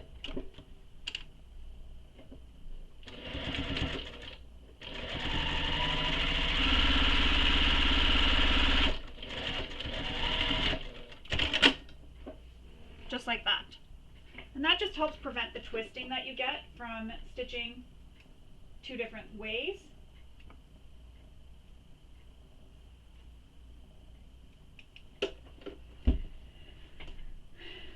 Now we need to grab our swivel clip, and we're going to put the swivel clip onto our key minder and fold it in half. You can secure this in place with a Chicago screw or a rivet, or sew as close as you can to the swivel clip, but I'm going to hold off putting my rivet in for now because I want to show you some other ways, where to put some rivets again later. So I'm just sewing the short end so that it holds it together and I don't have to keep it in place. And because, like I said, I'm going to show you where I'm going to put some rivets on the straps later, I'm going to keep this so I can punch all my holes and everything all at the same time. So now we can put this to the side and we can move on. Next we need to make our recess zipper. So we need our recess zipper panels and our top zipper for the top zipper closure. And that is the one that will have a tab or a metal zipper end, as well as your ends turned under like this. Sorry, that was too high. So first thing you need to do is make some marks on one of the short ends of all the recess zippers. Her tail is moving everything. Of all the recess zippers, and that measurement is given in the pattern for where you need to make your mark. So we're going to press them in at that mark. And you can take this to your iron and give it a press. I'm going to finger press it first, show you how it looks, and then I'll take it to my iron and give them all a press.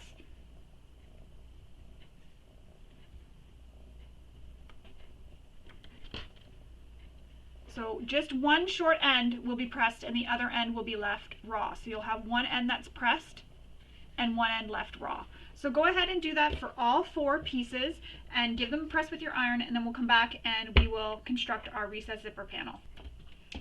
So now that I have my ends pressed, you have one end pressed, one end that's raw. You're also going to need to make some marks on the panels from the end. She gives the measurement in the pattern for how far over. I only do this on the exterior because you don't really need it on the lining, but you can go ahead and mark them on the lining as well. And if you're using a print that you fussy cut so that it stays together, you want to make sure that you have them so that they're facing the right way and the zipper will be in the middle. So starting with our exterior pieces, while I was doing my ironing, I put a little mat down for Buddy so she had a place to lay down because she wants to stay with me. Hopefully she stays on that mat. I spoke too soon. So we're going to clip the zipper starting at the mark we made, and you're going to clip it all the way down to the end where the fold is. Come on your mat. Go on your mat.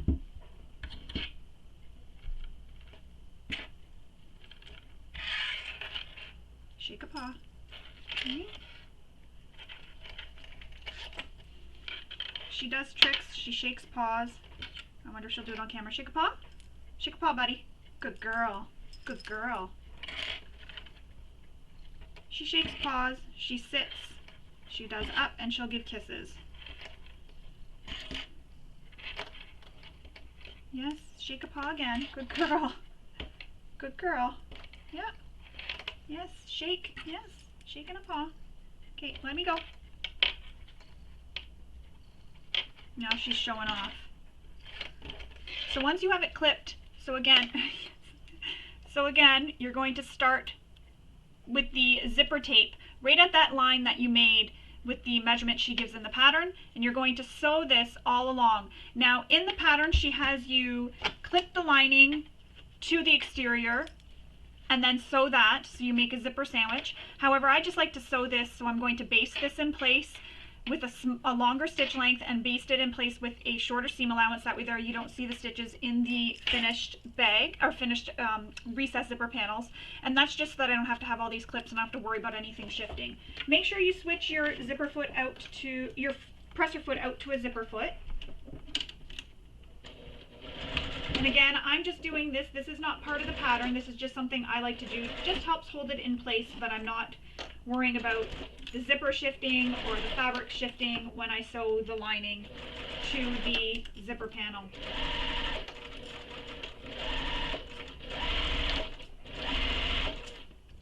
And when you stitch this down, you're not going to sew past the fold. You're just going to sew, I just go about halfway through the fold.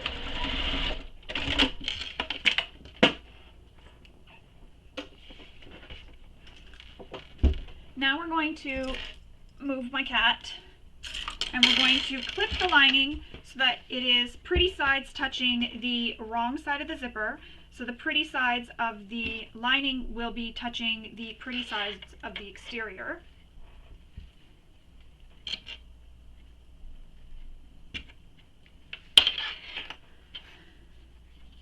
Line up all your edges. So I like to line up the small, short edges first and clip it all in place. Then I line up the top edges. And again, this would be the step you would do. You wouldn't be sewing like I just did, basting the zipper to the exterior. She's gone, but she'll be back, I'm sure of it. So just like that. So you wouldn't have those basting stitches there. That's not what she does in the pattern. That's just a little extra what I do to help hold the zipper in place to the exterior while I'm sewing the lining so that nothing shifts on me. Everything stays nice and straight. So now I'm going to sew across this short end, across the long end, using the seam allowance given in the pattern. And you'll want to pay attention to the seam allowances because they do change when you're sewing this one short edge compared to this long edge. So you'll want to pay attention to that in the pattern. And make sure you unzip your zipper to move it out of the way so you don't sew and hit your zipper pull.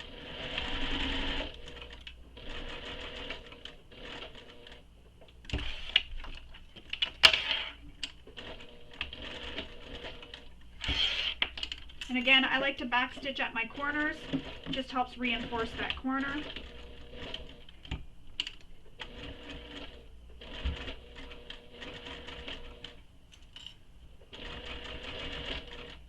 Making sure everything stays even. I'm approaching where the zipper pull is, so I'm just zipping it out of the way. And again, just sew up to about halfway through where the fold is. And if you're noticing your fabrics have sort of shifted and now your folds aren't lining up completely, like one's sort of longer than the other, just go ahead and shift it so that they are, like, fix your folds so that they line up.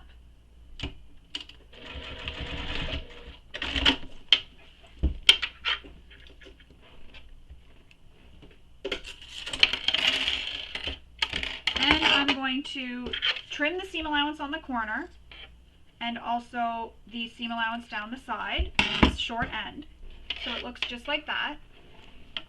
I cut it on an angle and I cut this. I'm going to turn this so it is right sides out. Again with my turning tool, poke out that corner so you get a nice corner.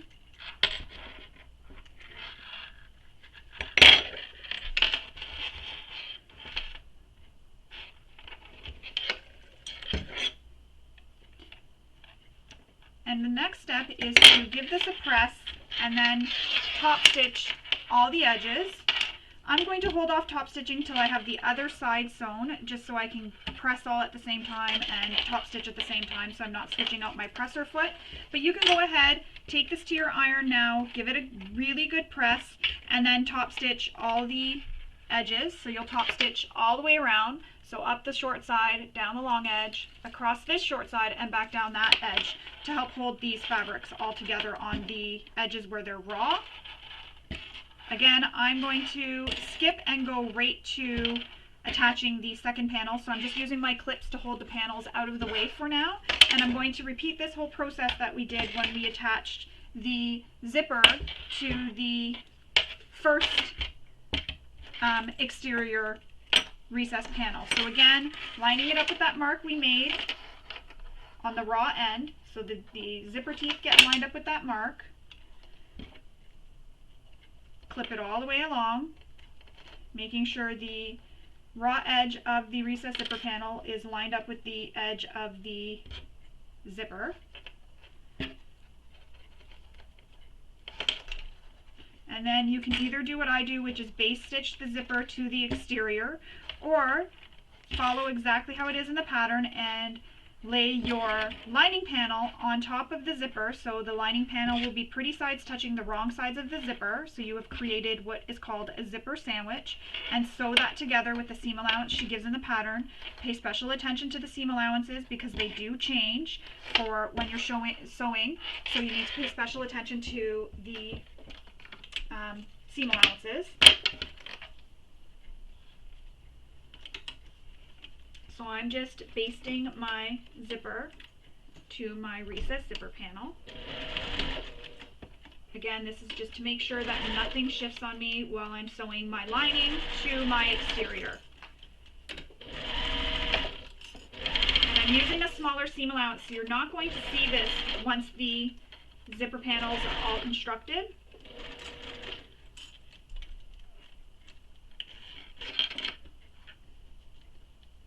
Another thing, don't pull on your zipper tape while you're sewing. That'll cause you to get wavy zippers. Don't pull on it, don't do anything like that. Just keep it nice and flat and straight.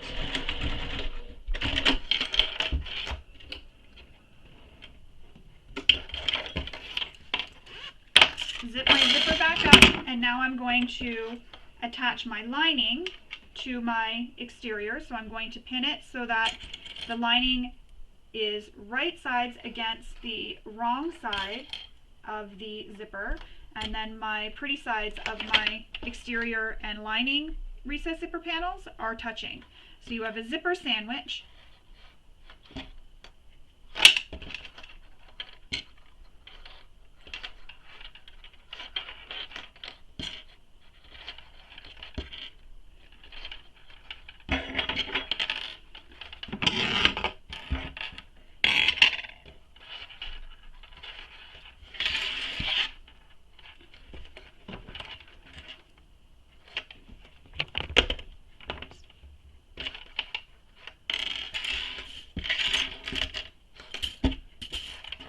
So now that that's all clipped, I'm going to sew the short end and then up this long end. Again, pay special attention when you're sewing this because the seam allowance does change for each end.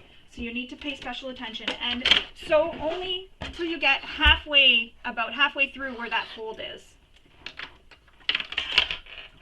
And because I have my other zipper panel here, you can always unzip this and move that out of the way so it's like this when you're sewing, so that that's not in your way when you're sewing the recessed zipper panel.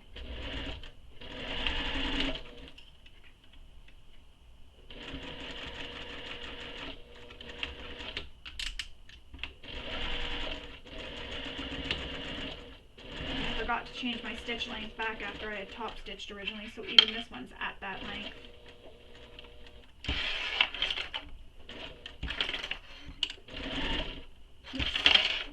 Back stitch at my corners.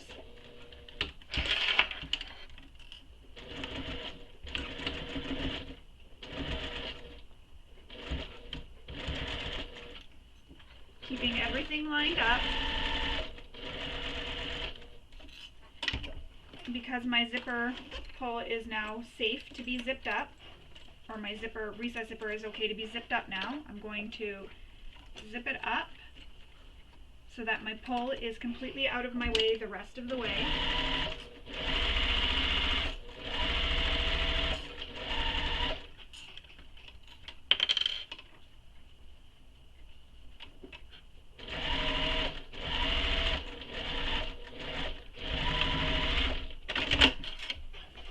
Then it'll look like that. Clip the corners and the seam allowance.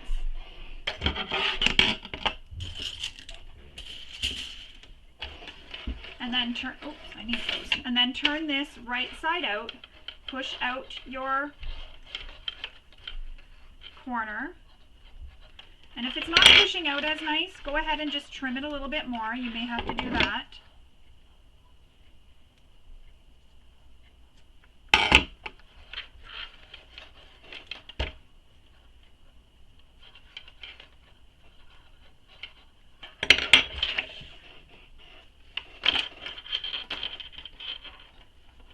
And then you can take this to your iron and give it a press, and then we'll come back to top stitching. So I'm going to go to my iron, Give this a press, and then we'll come back and top stitch this.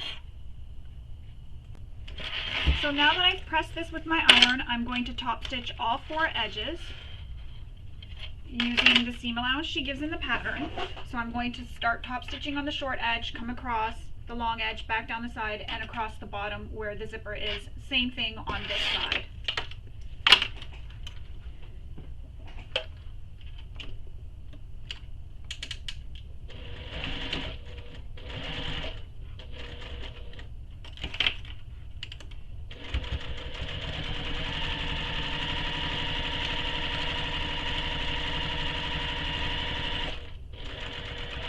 I'm just holding my zipper pull so that I don't get it caught.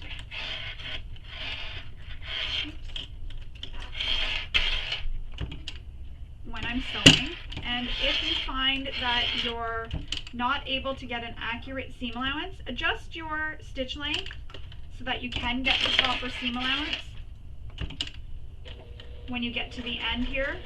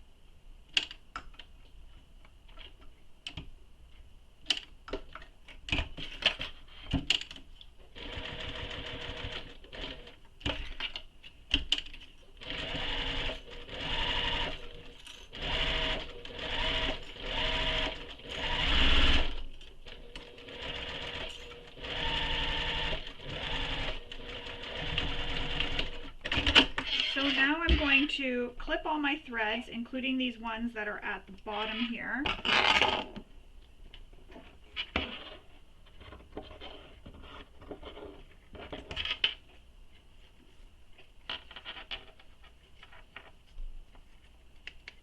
fabric's kind of frayed a bit, so I'm just going to clean those all up.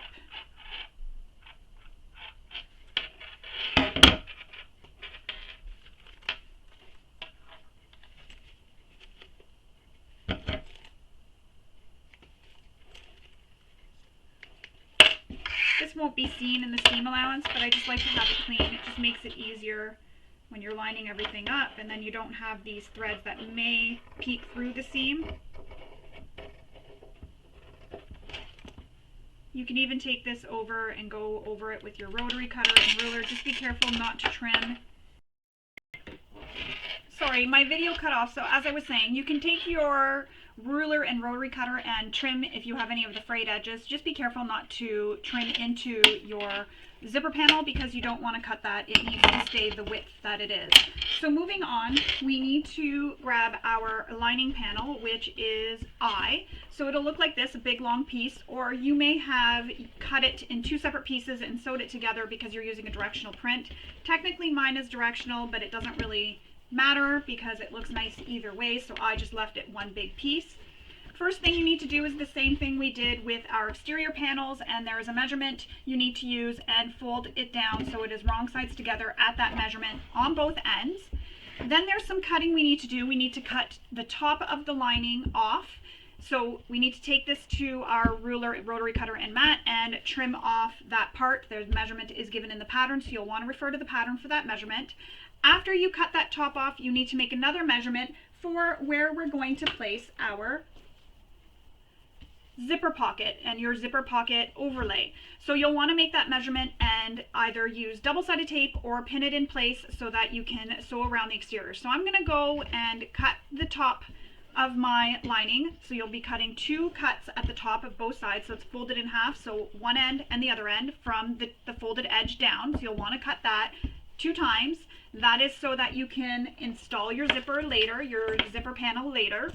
And then you want to make the mark and pin this in place or double-sided tape it in place from the measurement that's given in the pattern. So again, refer to the pattern for all the measurements. I'm going to go and do that, and then I'll come back and I'll show you how to sew your zipper panel or your zipper pocket overlay to your lining panel.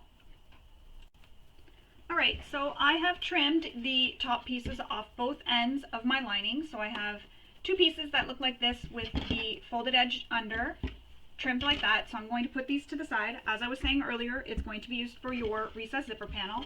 I also worked ahead and attached the zipper pocket overlay and my slip pocket using the measurements given in the pattern, and I've pinned it in place. And now I'm going to sew the slip pocket down one side, across the bottom, and back up the top.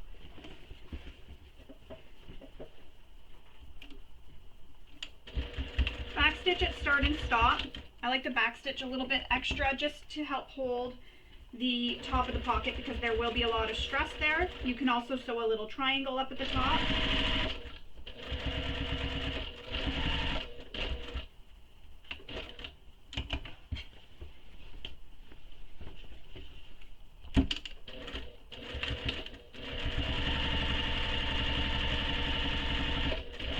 And this is where we're closing up that turning gap that we made when we turned our slip pocket right side out when we made it.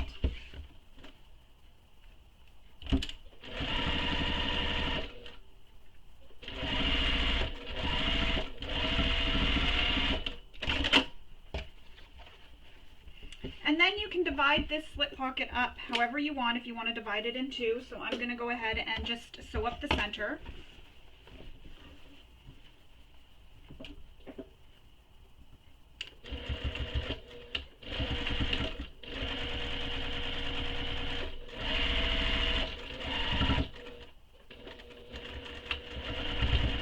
Again, back stitching just to make sure that it's secure.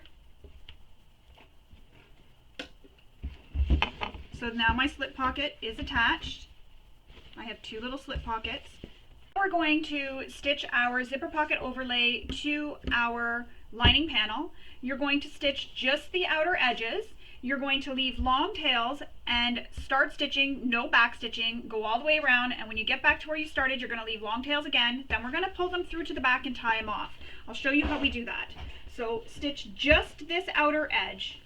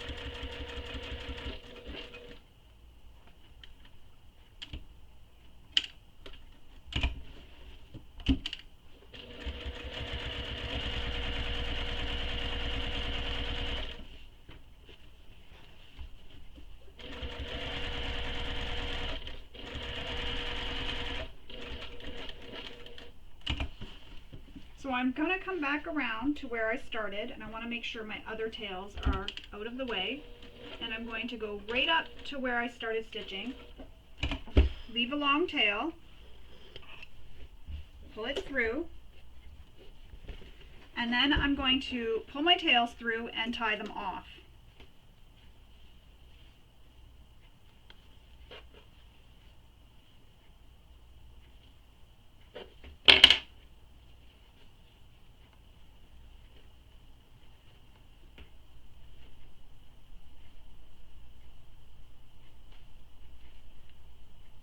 And once you're done tying these, you can trim them or leave them long. It doesn't really matter because you're not going to see them.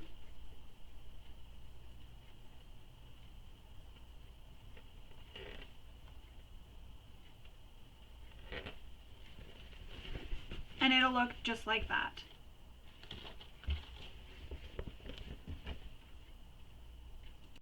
So I paused the video so I could finish tying off the other ends, but that's how it'll look on the back side. And you'll have no back stitching on the front at all, nothing. So just like that. Now we're going to take our panel, flip it over, and we need to cut away the lining that is peeking through this little edge. So with your seam ripper, make sure you have no other piece of your panel in behind it. I'm going to do it on this side, just cut a hole down the center. And I use duckbill scissors for this.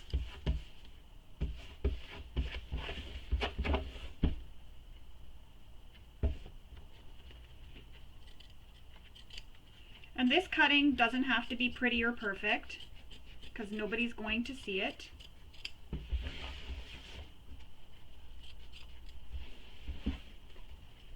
Once the bag is completed, it's all hidden in behind.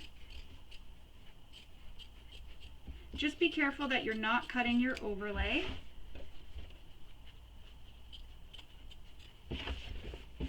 And make sure that your lining panel is not in the way and you're not cutting that either.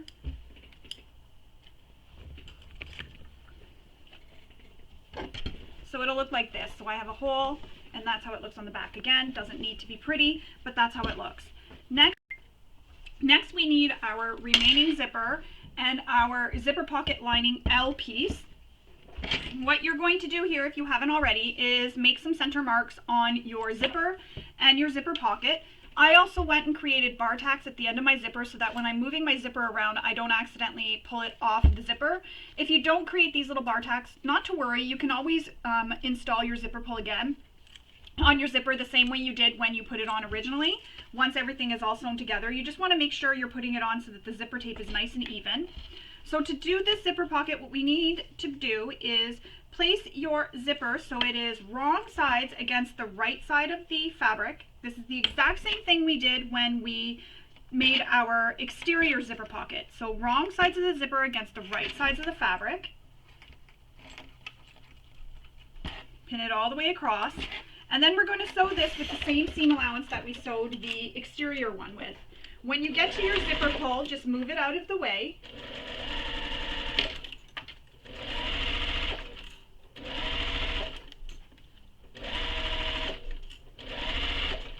So I'm approaching my zipper pull, so I'm just going to lift my presser foot up and move it out of the way.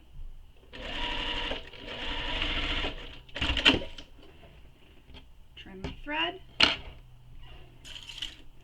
And then I'm going to press this so that the fabric is pressed away from the zipper. You can take this to your iron and press it if you want. I just finger press it, and then I'm going to top stitch this entire thing.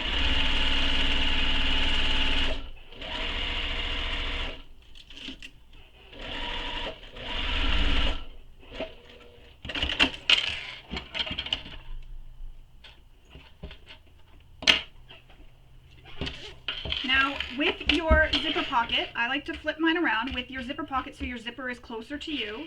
Take it, still with the zipper pocket piece facing right side up, fold it so that the long edge of your zipper meets the long raw edge of the zipper pocket that has nothing attached to it. So wrong side of the zipper again against the right side of the fabric. So pretty side of fabric touching wrong side of zipper. It'll look like that. Again, stitch this with the seam allowance given in the pattern. Same seam allowance we used when we stitched the exterior zipper pocket.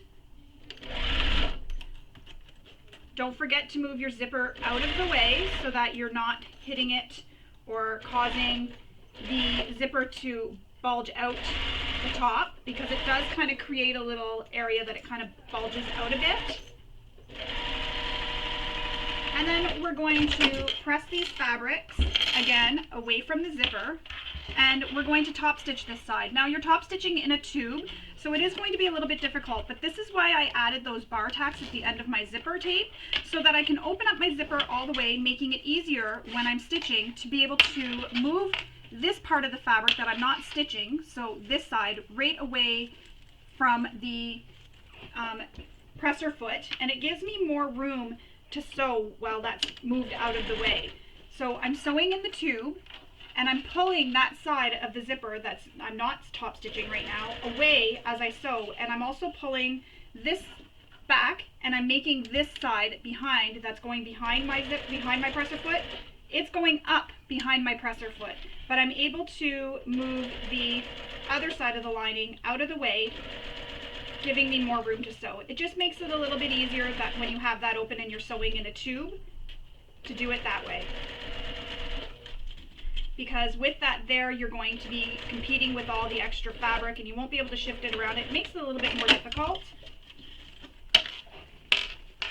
You can turn it right side out, see how it looks. If you're not happy with it, you could always unpick the stitches very carefully and re-sew it, but it's going to be hidden, so no one's going to see that, so I wouldn't bother. Zip your zipper up, lay it so that your pocket is like this with your zipper pull to the left, and then create a crease at the bottom and cut along that fold.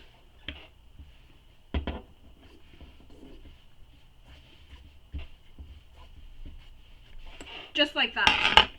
If it's not 100% perfect or straight, don't panic. It's okay because this is where the bottom of the pocket is going to be. Now we need some double-sided tape, and again, keep it like this, keep it folded.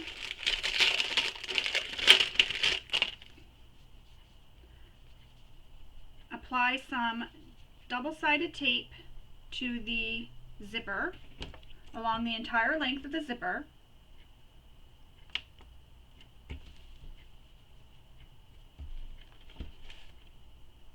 On both sides.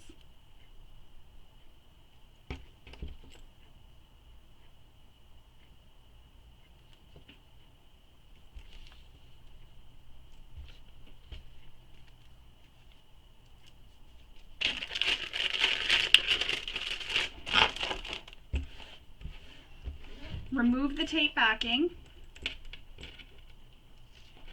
If you don't have double-sided tape, use whatever method you normally use to attach your zippers.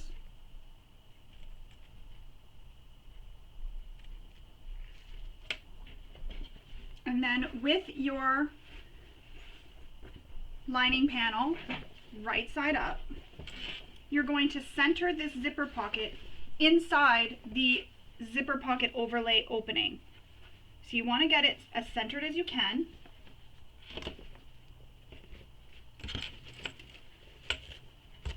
I can see where I folded my zipper pocket, so I know that that's the center, and I can line it up with the center fold that I made when I put my zipper pocket overlay on. I have to unzip my zipper a little bit to get it within the zipper opening. And I'm just checking those are centered.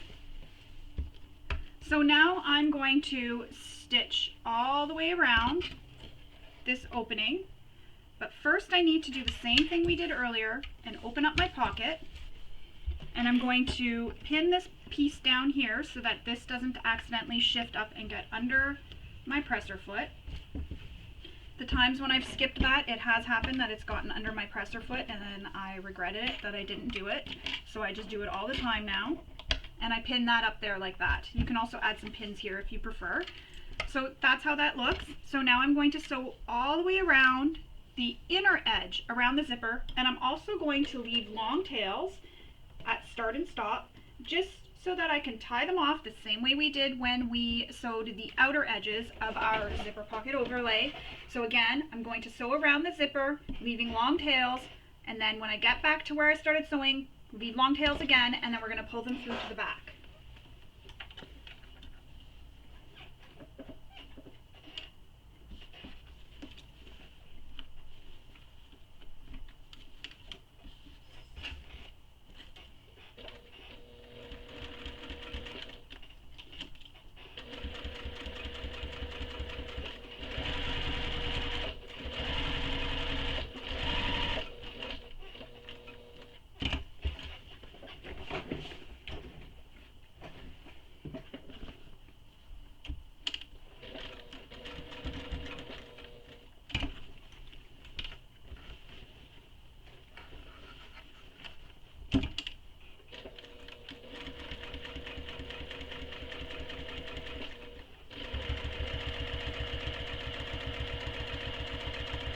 approaching where my zipper is, so I'm just going to zip it out of the way so I don't accidentally hit it.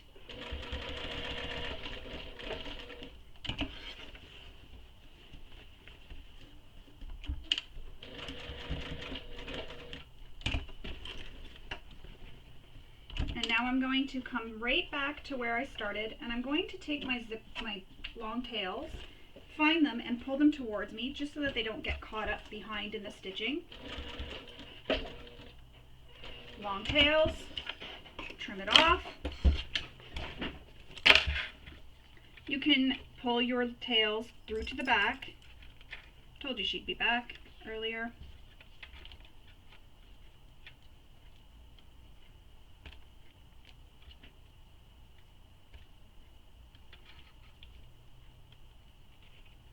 Seam ripper really helps with this, but my scissors are small enough that they poke enough. So take the tails, tie them off. I just tie them, two of them together at the same time, rather than doing them individually. I just take two for each side and tie it together.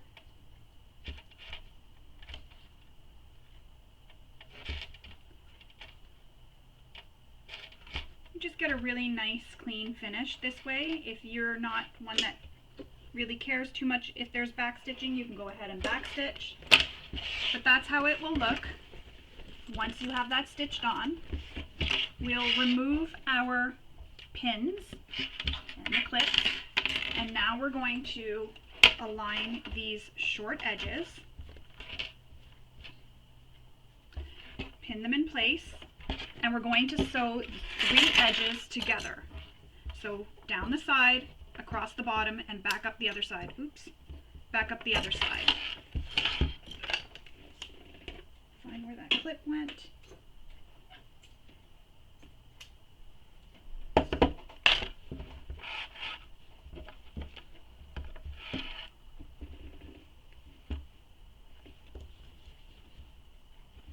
There we go.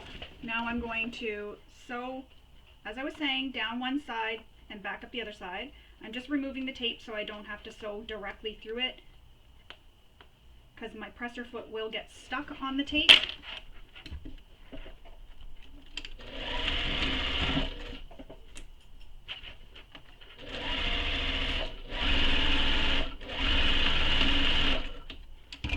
And as I mentioned before, I like to back stitch at my corners just for extra security. Someone's getting comfortable watching herself.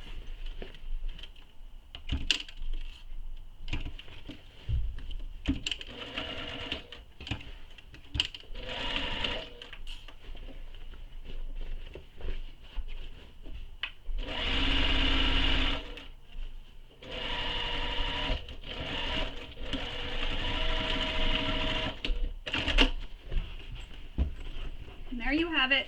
Your zipper pocket is complete all the way closed. Oh, I didn't those.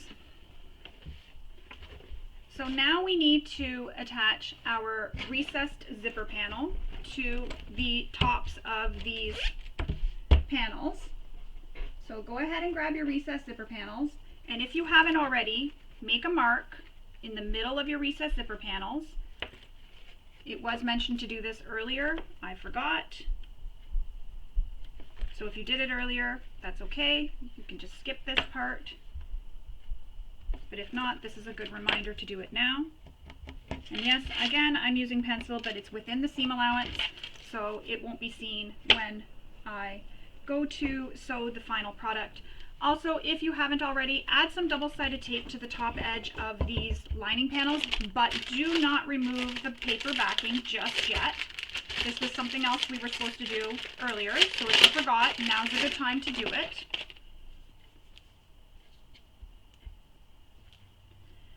And keep it out of the seam allowances on the sides, just so that when we are sewing this in the final steps, you're not sewing through your double-sided tape.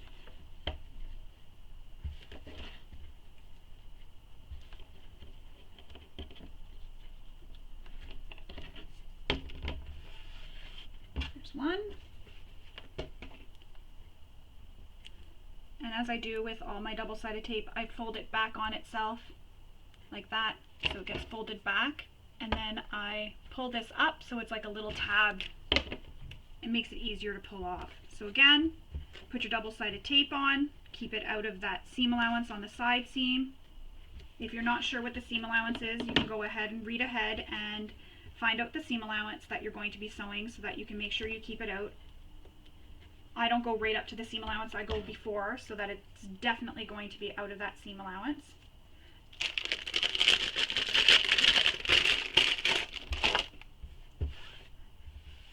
Alright, so back to the lining panel.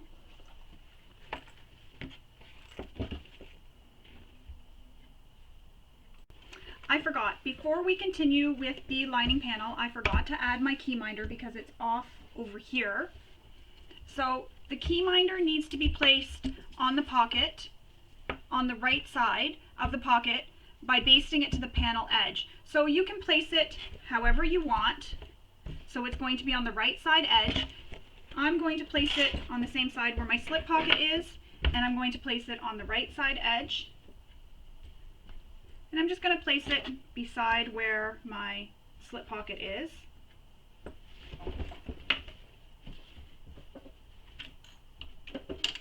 And I'm going to baste it in place, just like that. And now I have my key minder, and I will still show you in the coming steps where to and how to attach your rivet or Chicago screw if you prefer to do that. So now that our zipper pocket is sewn in, we need to attach our H2O sleeve. So we'll want to grab your H2O sleeve. We're going to fold it in half so the raw edges are together. And I'm going to baste this together so that it doesn't shift on me when I'm sewing it to my panel.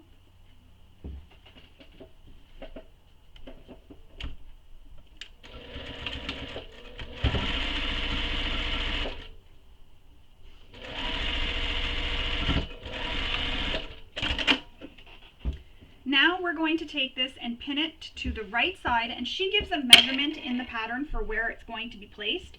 So you'll want to refer to the pattern for that measurement of how far down the lining panel it's going to go. And then we're going to baste this to the side of the lining panel, and I'm basting it to the side where my slip pocket is, but I don't see why you couldn't baste it to the side where your zipper pocket is if you prefer.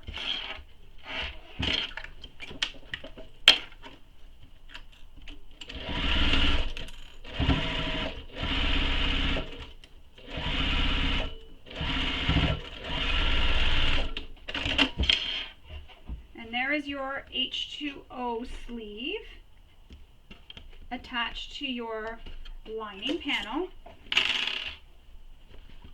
Little sleeve for a water bottle, because this is a pretty big bag. Now, if you haven't done so already, mark the center marks on your recessed zipper panel. I forgot to mention that earlier, but you'll want to make the marks. If you haven't made the marks on the pieces that you cut off, go ahead and make your center marks, and also apply your double-sided tape if you haven't already underneath the fold. Avoid putting it within the seam allowance on the side. If you're not sure what the seam allowances are, go ahead and read ahead and see what the seam allowances are going to be for when we sew the sides together, and just keep it out of the seam allowance because you don't want to be sewing over that. We'll add some after just to make sure it holds it down when we go to do the drop-in lining. So with your lining right side up, so the pretty side is facing you, you're going to take your recessed zipper panel and place it so the pull is to the left when it's closed. You can also put it to the right if you feel like you want to wear this bag where the slip pocket is against your body, or whatever you prefer. You can really put it either way. I'm going to put this to the right so that when I open it up, my keys are right there and able to get access to when I open up the zipper. I'm also going to clip this so that it stays out of the way when I'm sewing all my stuff.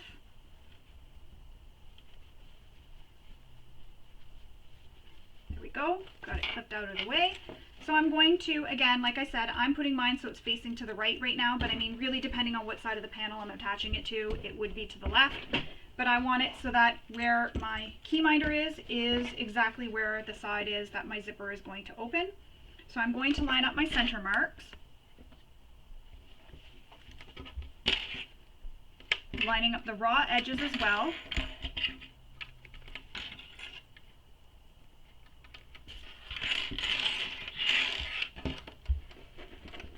And again, this is something also, it's easier to reach your water bottle because it's opening on that side. So you do kind of want to have it so that the zipper is opening on the side where your H2O sleeve is and your keys are. But that's really a personal preference. If you don't want it there, you don't have to. You can put it whatever way you want. So now I'm going to base this in place.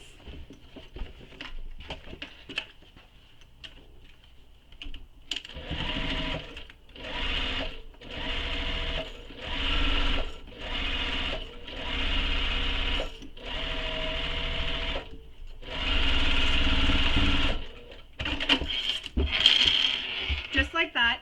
And now I'm going to grab one of these pieces that we cut off the top, and I'm going to line up the centers, line up the sides, pin it in place, and then we're going to sew this along the long edges with the seam allowance given in the pattern. So it's right sides of the top piece, I'm going to call it the top lining, together with the right side of the zipper panel, because your zipper panel is facing up. You'll see the right side of the zipper right now and the right side of your fabric.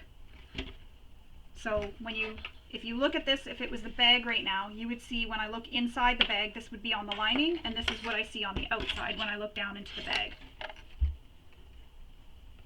After I do this part of the pinning, I always like to check, especially when I first started sewing recessed zipper panels, I always checked. I put it like this, put it together, clipped it, and if my zipper was upside down, I knew I had it wrong before I sewed this edge, and I just flipped it around.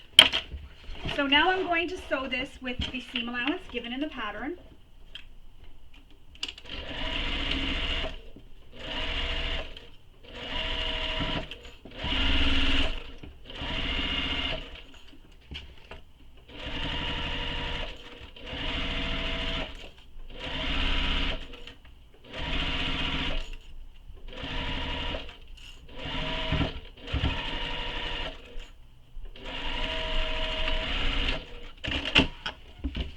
Just like that, we're going to press the seam allowance up towards the top panel, and I'm just pressing this with my finger. You can take it to your iron and give it a press. Once you have that pressed, we're going to top stitch this edge using the seam allowance she gives in the pattern.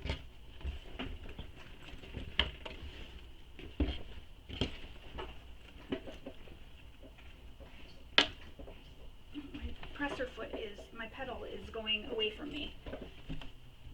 There we go. So lengthen your stitch length and top stitch this all along.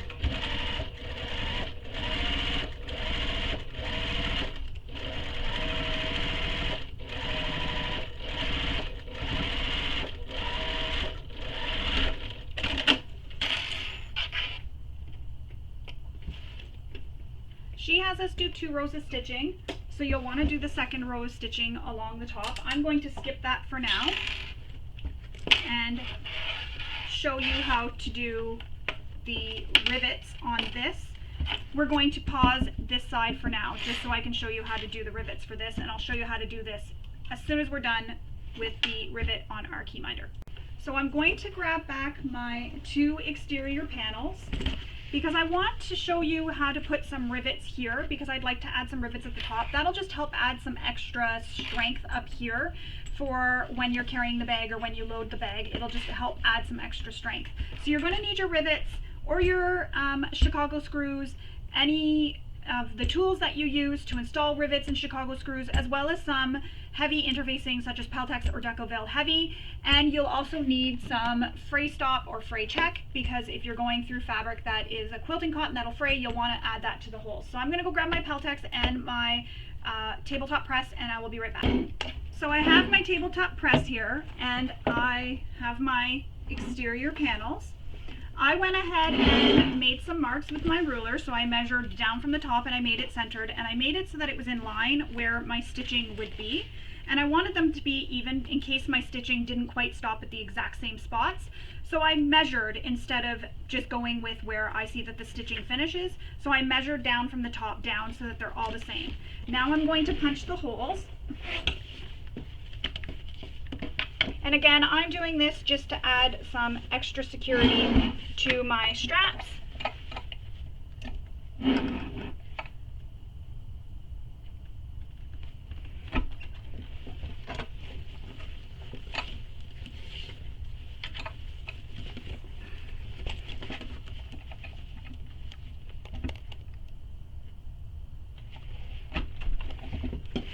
So I'm just punching all the holes.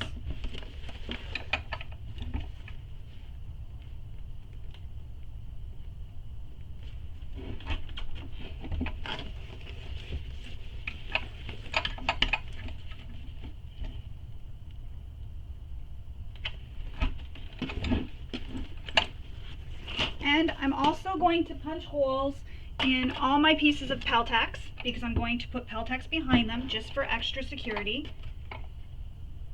I keep saying extra security. I'm all about extra security.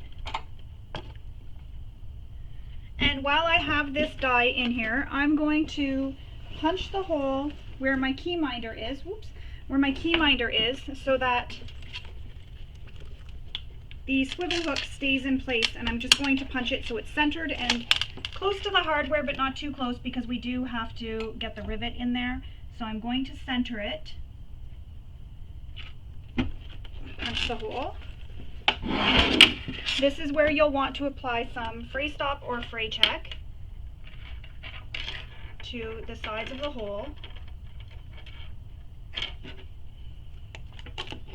The size of the rivet will depend on the material you used. So for this one, because it's all quilt cotton, I'm going to use a small rivet. And the trick with the rivets are to make sure it just pokes through to the other side. If it's any longer, you are using too long of a post. If it's too short and it doesn't poke through, then that's too short and you need to go up a size for the rivet. So for this one, I'm thinking I might need a medium rivet.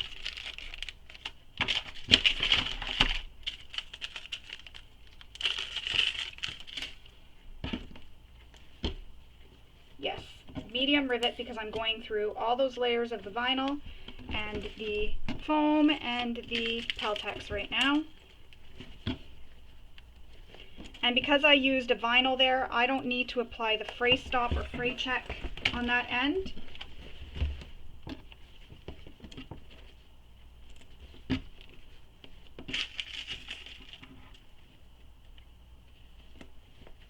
You can add more rivets too if you want some decorative piece all the way down, just to sort of make your bag have a little bit more bling. It's really up to you.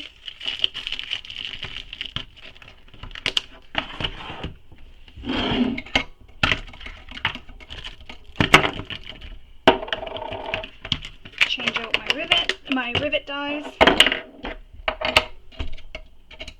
And then once we're done this, we will finish assembling the lining and attaching our final piece of the recessed zipper panel. I just wanted to show this to you.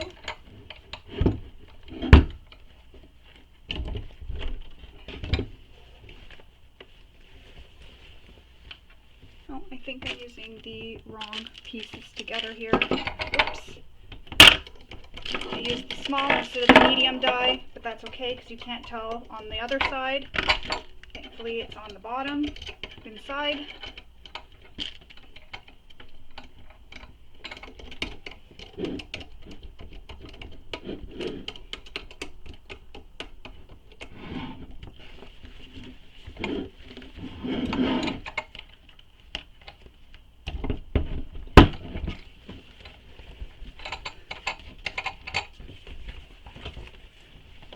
And if you're using Chicago screws, you'll just screw them together. And what I like to do is add a little bit of glue inside the Chicago screw, just in case.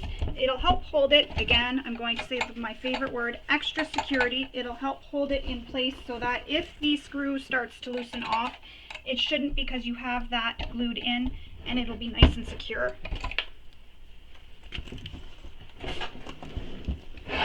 put this away. I should take the die out first.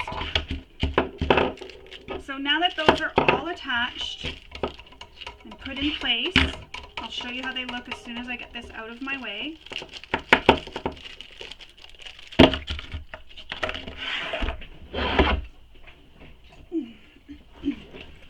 So that's how that looks with the rivet attached.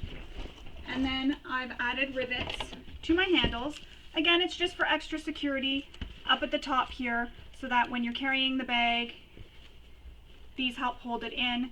And it also adds a little bit of a decorative design. So back to assembling the lining. So we have the one side with the zipper panel already attached.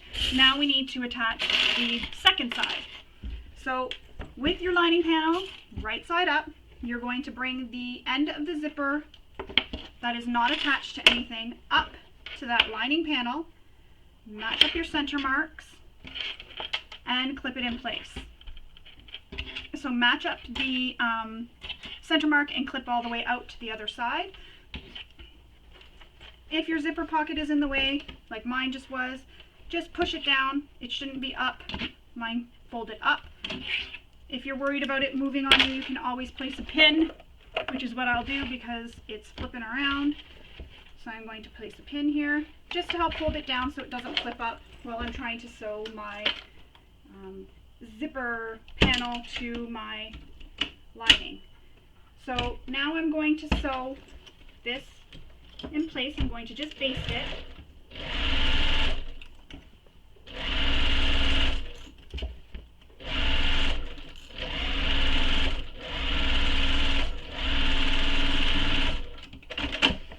There we go.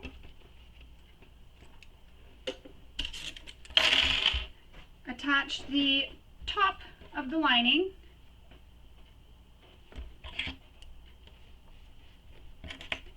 And if you really wanted, you could plan this out a little bit differently. After you cut this, you could measure what the measurement is of this piece and cut a piece so it matches your exterior so you don't have your lining. So when you're looking down, all you see is your exterior, not part of your lining. You could do that. I think that's what I'll do when I make my handbag size. So that'll be in the other video and you'll get to see how that looks. So again, sewing this with the seam allowance given in the pattern.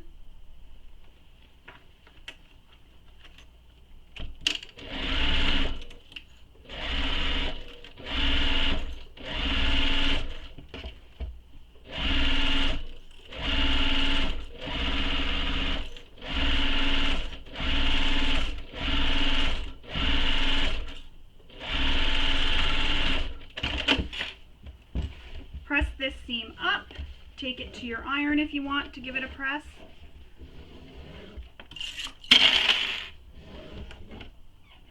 And then top stitch the seam. Again, she has you doing 2 rows of stitching. I'm only doing 1 here, just a preference for me. Be careful if you have that pinned because that pin can stick in you.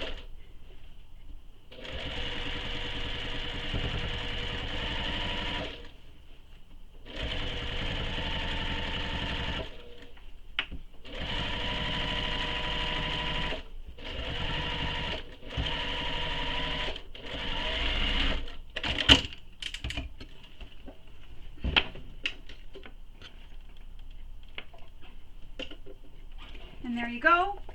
Your zipper panel is now attached. Trim all your threads. And we are ready to move on to the final assembly. So, I unplugged my machine. We need our exterior.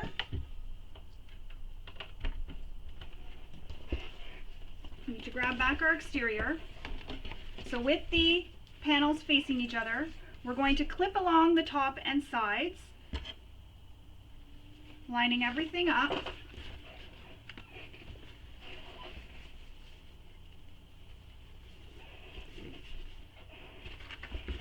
And you want to pay special attention to the area where you attached that bottom. I like to put a clip there just to make sure that that stays. I'm going to stand up. Just to make sure that that stays even.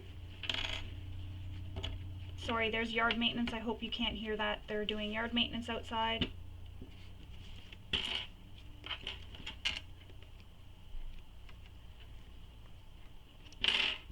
You want to make sure all your seams line up nicely and perfectly. Tuck your straps down into your bag.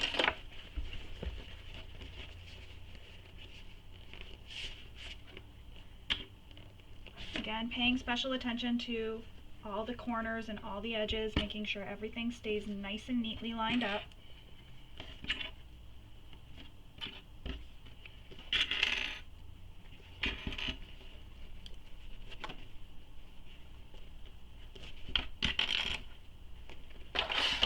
And I'm going to pin the top.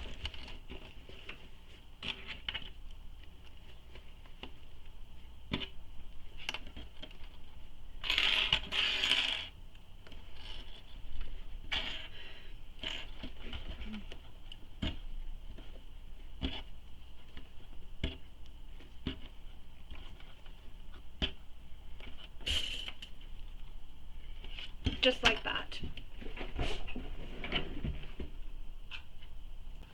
So now that we have the top and the sides all pinned, and again, don't remove this double-sided tape backing. We're going to remove this clip here that I have where I matched my side seams, and you're going to take this bottom panel and push it up, and you're folding it in half so that these seams where you attached the bottom panel to the exterior match. And you may need to undo a couple clips on your other side just to help get it pushed up. So you want to match up these side seams where the exterior was sewn to the base. You want to match those up, and then you want to match up the sides here.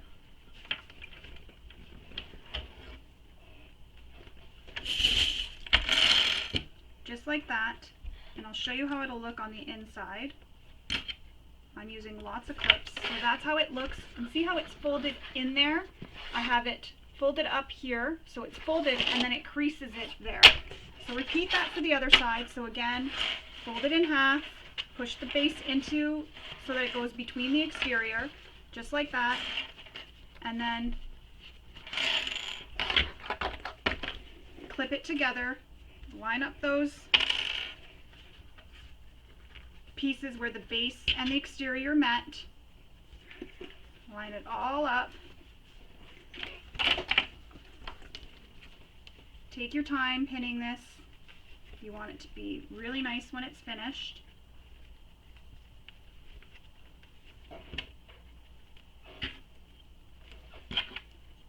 I'm using lots of clips, and it's going to look like that when you're done.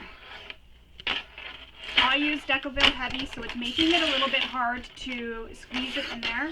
But if you use something else, like say a vinyl, fleece, or Decoville Light, or maybe you didn't even use any interfacing at all, yours will be a little bit easier to push. So once it's like this, we're now going to sew the sides using the seam allowance she gives in the pattern, and you can find that in the pattern. So again, sew up the sides, both sides.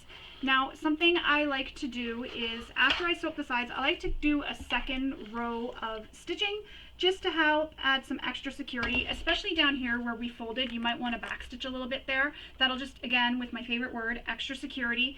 And here, don't remove your double-sided tape, just move it out of the way so that when you're, if you didn't move it out of the seam allowance, that is, so that when you're sewing, you're not sewing over it, but you're not moving the backing of the double-sided tape at all. You're leaving that there at the top. So again, sew this with the seam allowance given in the pattern. You can find that in the pattern.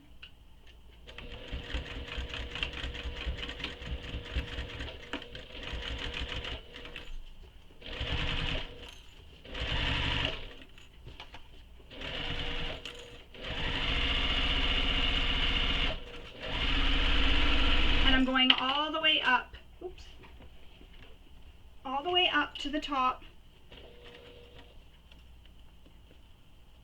of my bag.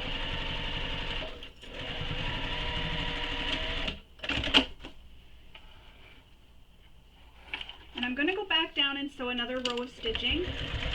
And I'm going to go back stitch over where this bottom is because there's going to be a lot of stress in that area. Why wasn't it back stitching?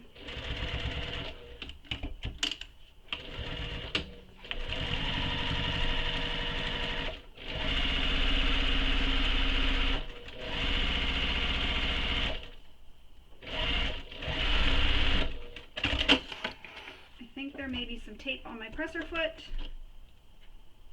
Get it off. And I'm just going to go back and backstitch where it wouldn't go backwards because it's stuck. And if your machine is struggling with the bulk, go ahead and switch to a bigger presser foot, a bigger needle, sorry. That'll help you get through the bulk. You may need to use a jeans needle.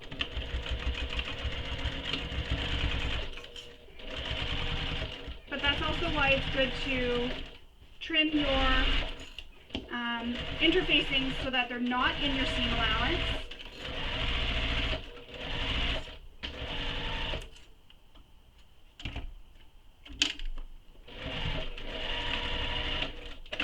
And again, one more time, back up, and I'm going to backstitch over this area.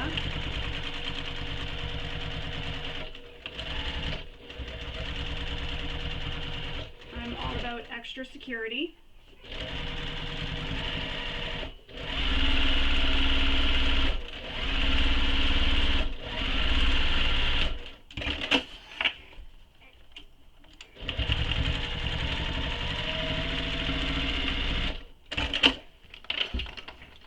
There we go. So now that is all sewn together. So we're going to set this to the side for now. I'm not removing that double-sided tape. I'm going to take my clips off the top. And then we're going to grab our lining panel. We're going to open this recessed zipper panel and clip the tail so it doesn't get caught in our seam. So I'm just going to clip the tail to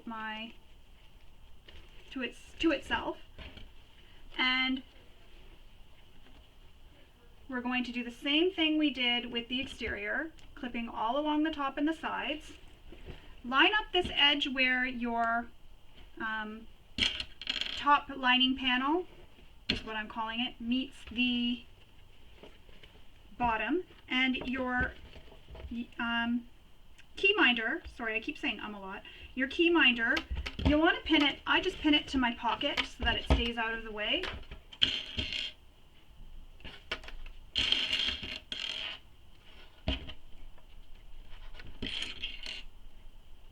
And make sure your H2O sleeve is not in the way.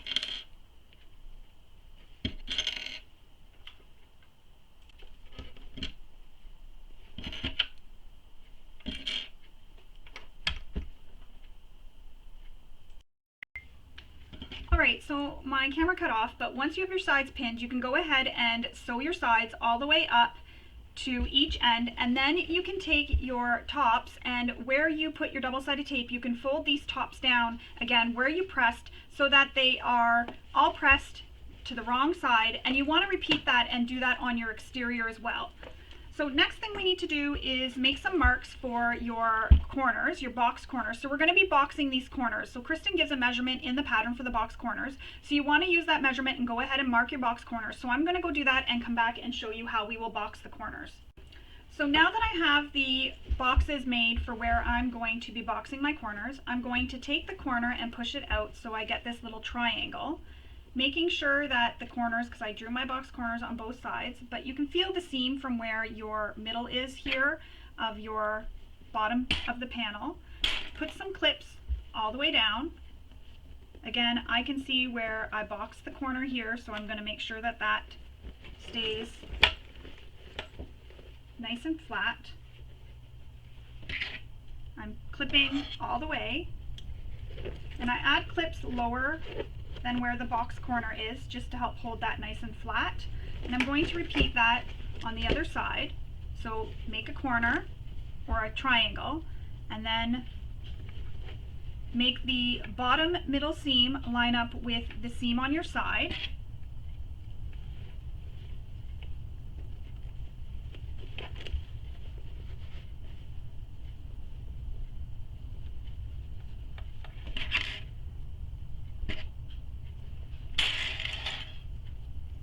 Pin it, and then we're going to sew across at that line you made.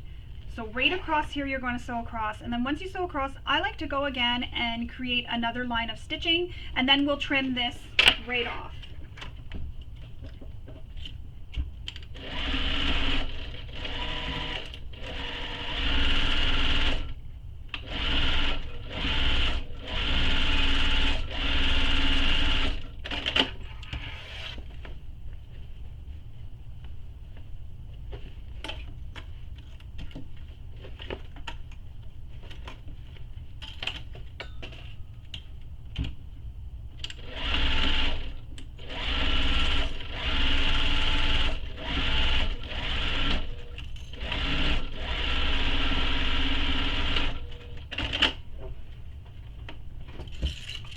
Okay, so now we can trim those boxed corners.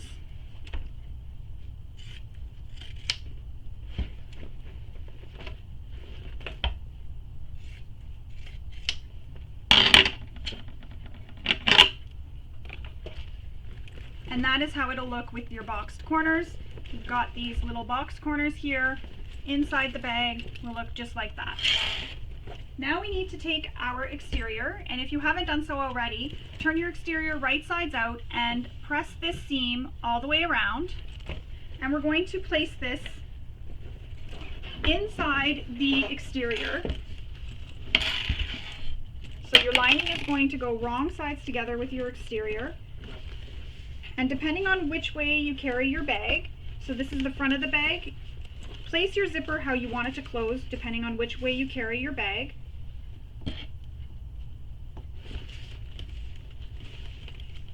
Line up the side seams on both the exterior and the lining, and then your center marks on your exterior and lining main panels.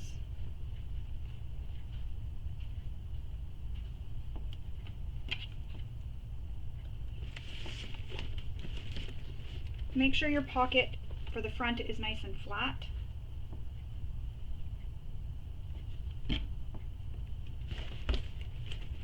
And because I don't have a free arm of my machine, I'm going to turn my bag so it is lining side out rather than exterior after I'm done pinning. This way here I can stitch it.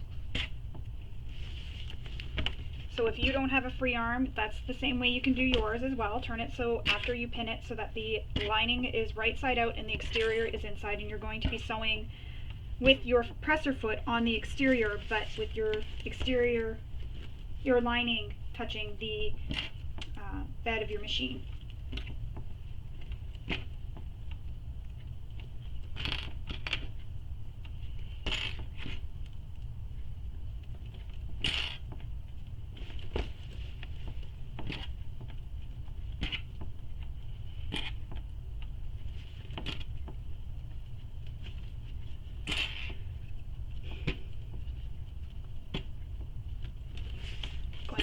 Few extra clips just to make sure it doesn't shift on me when I'm turning it so the lining is out.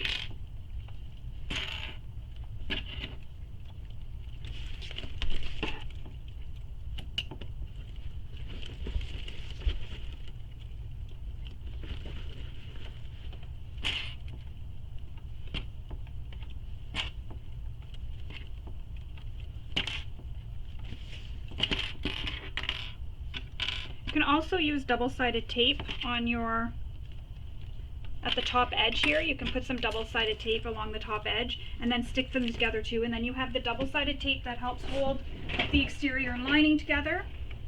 So I'm going to get my extension table.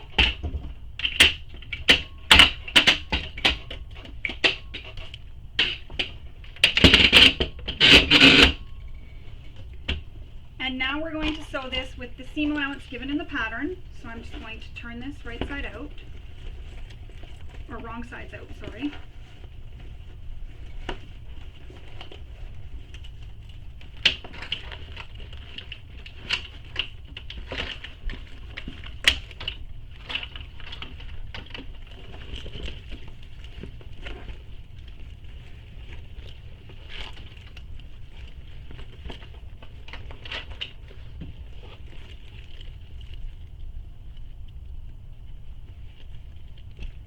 So that's how it looks with it turned, with the lining out.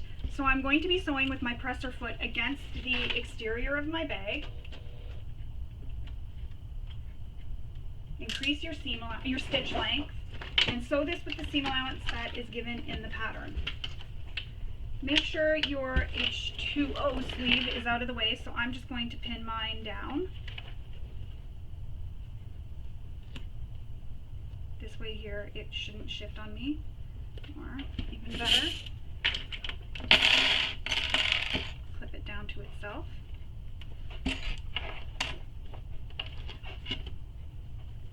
That way there, the sleeve won't get caught up in my stitching. I'm going to reach in and make sure my zipper pocket is down as well. And now I'm going to stitch my exterior to my lining.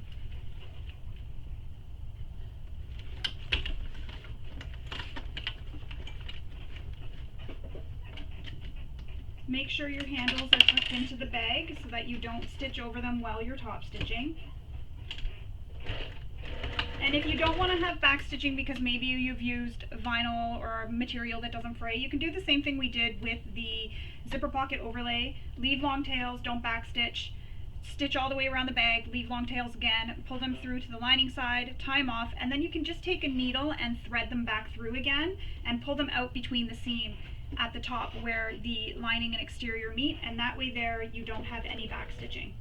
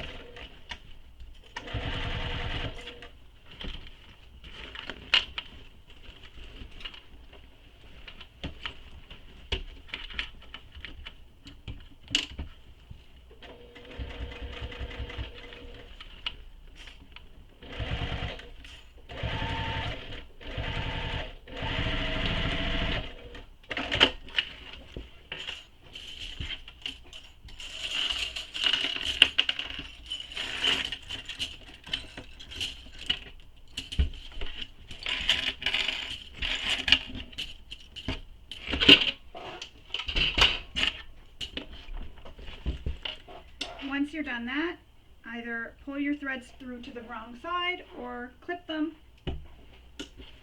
If you're pulling them through to the wrong side, again, you'll tie them off. That is how it looks. When you tie them off, what I was meaning was pull them through this seam here where your exterior and your lining meet. You can have a look around, make sure that you caught both the lining and the exterior. Unclip your H2O sleeve and turn it back right sides out if you turned it so the exterior was in, sorry.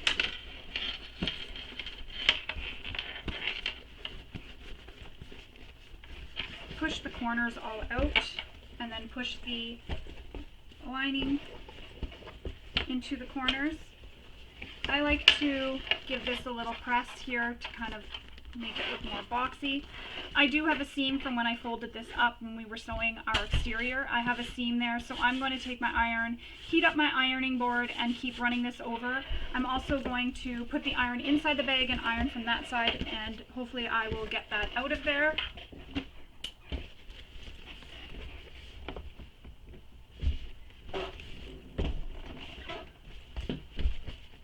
Get everything pushed into the corners.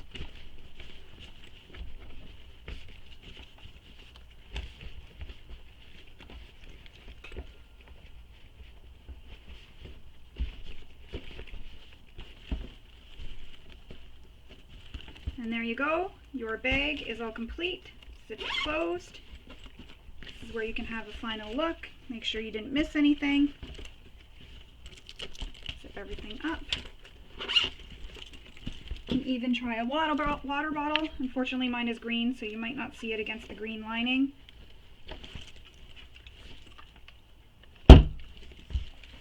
Fits in the water bottle sleeve.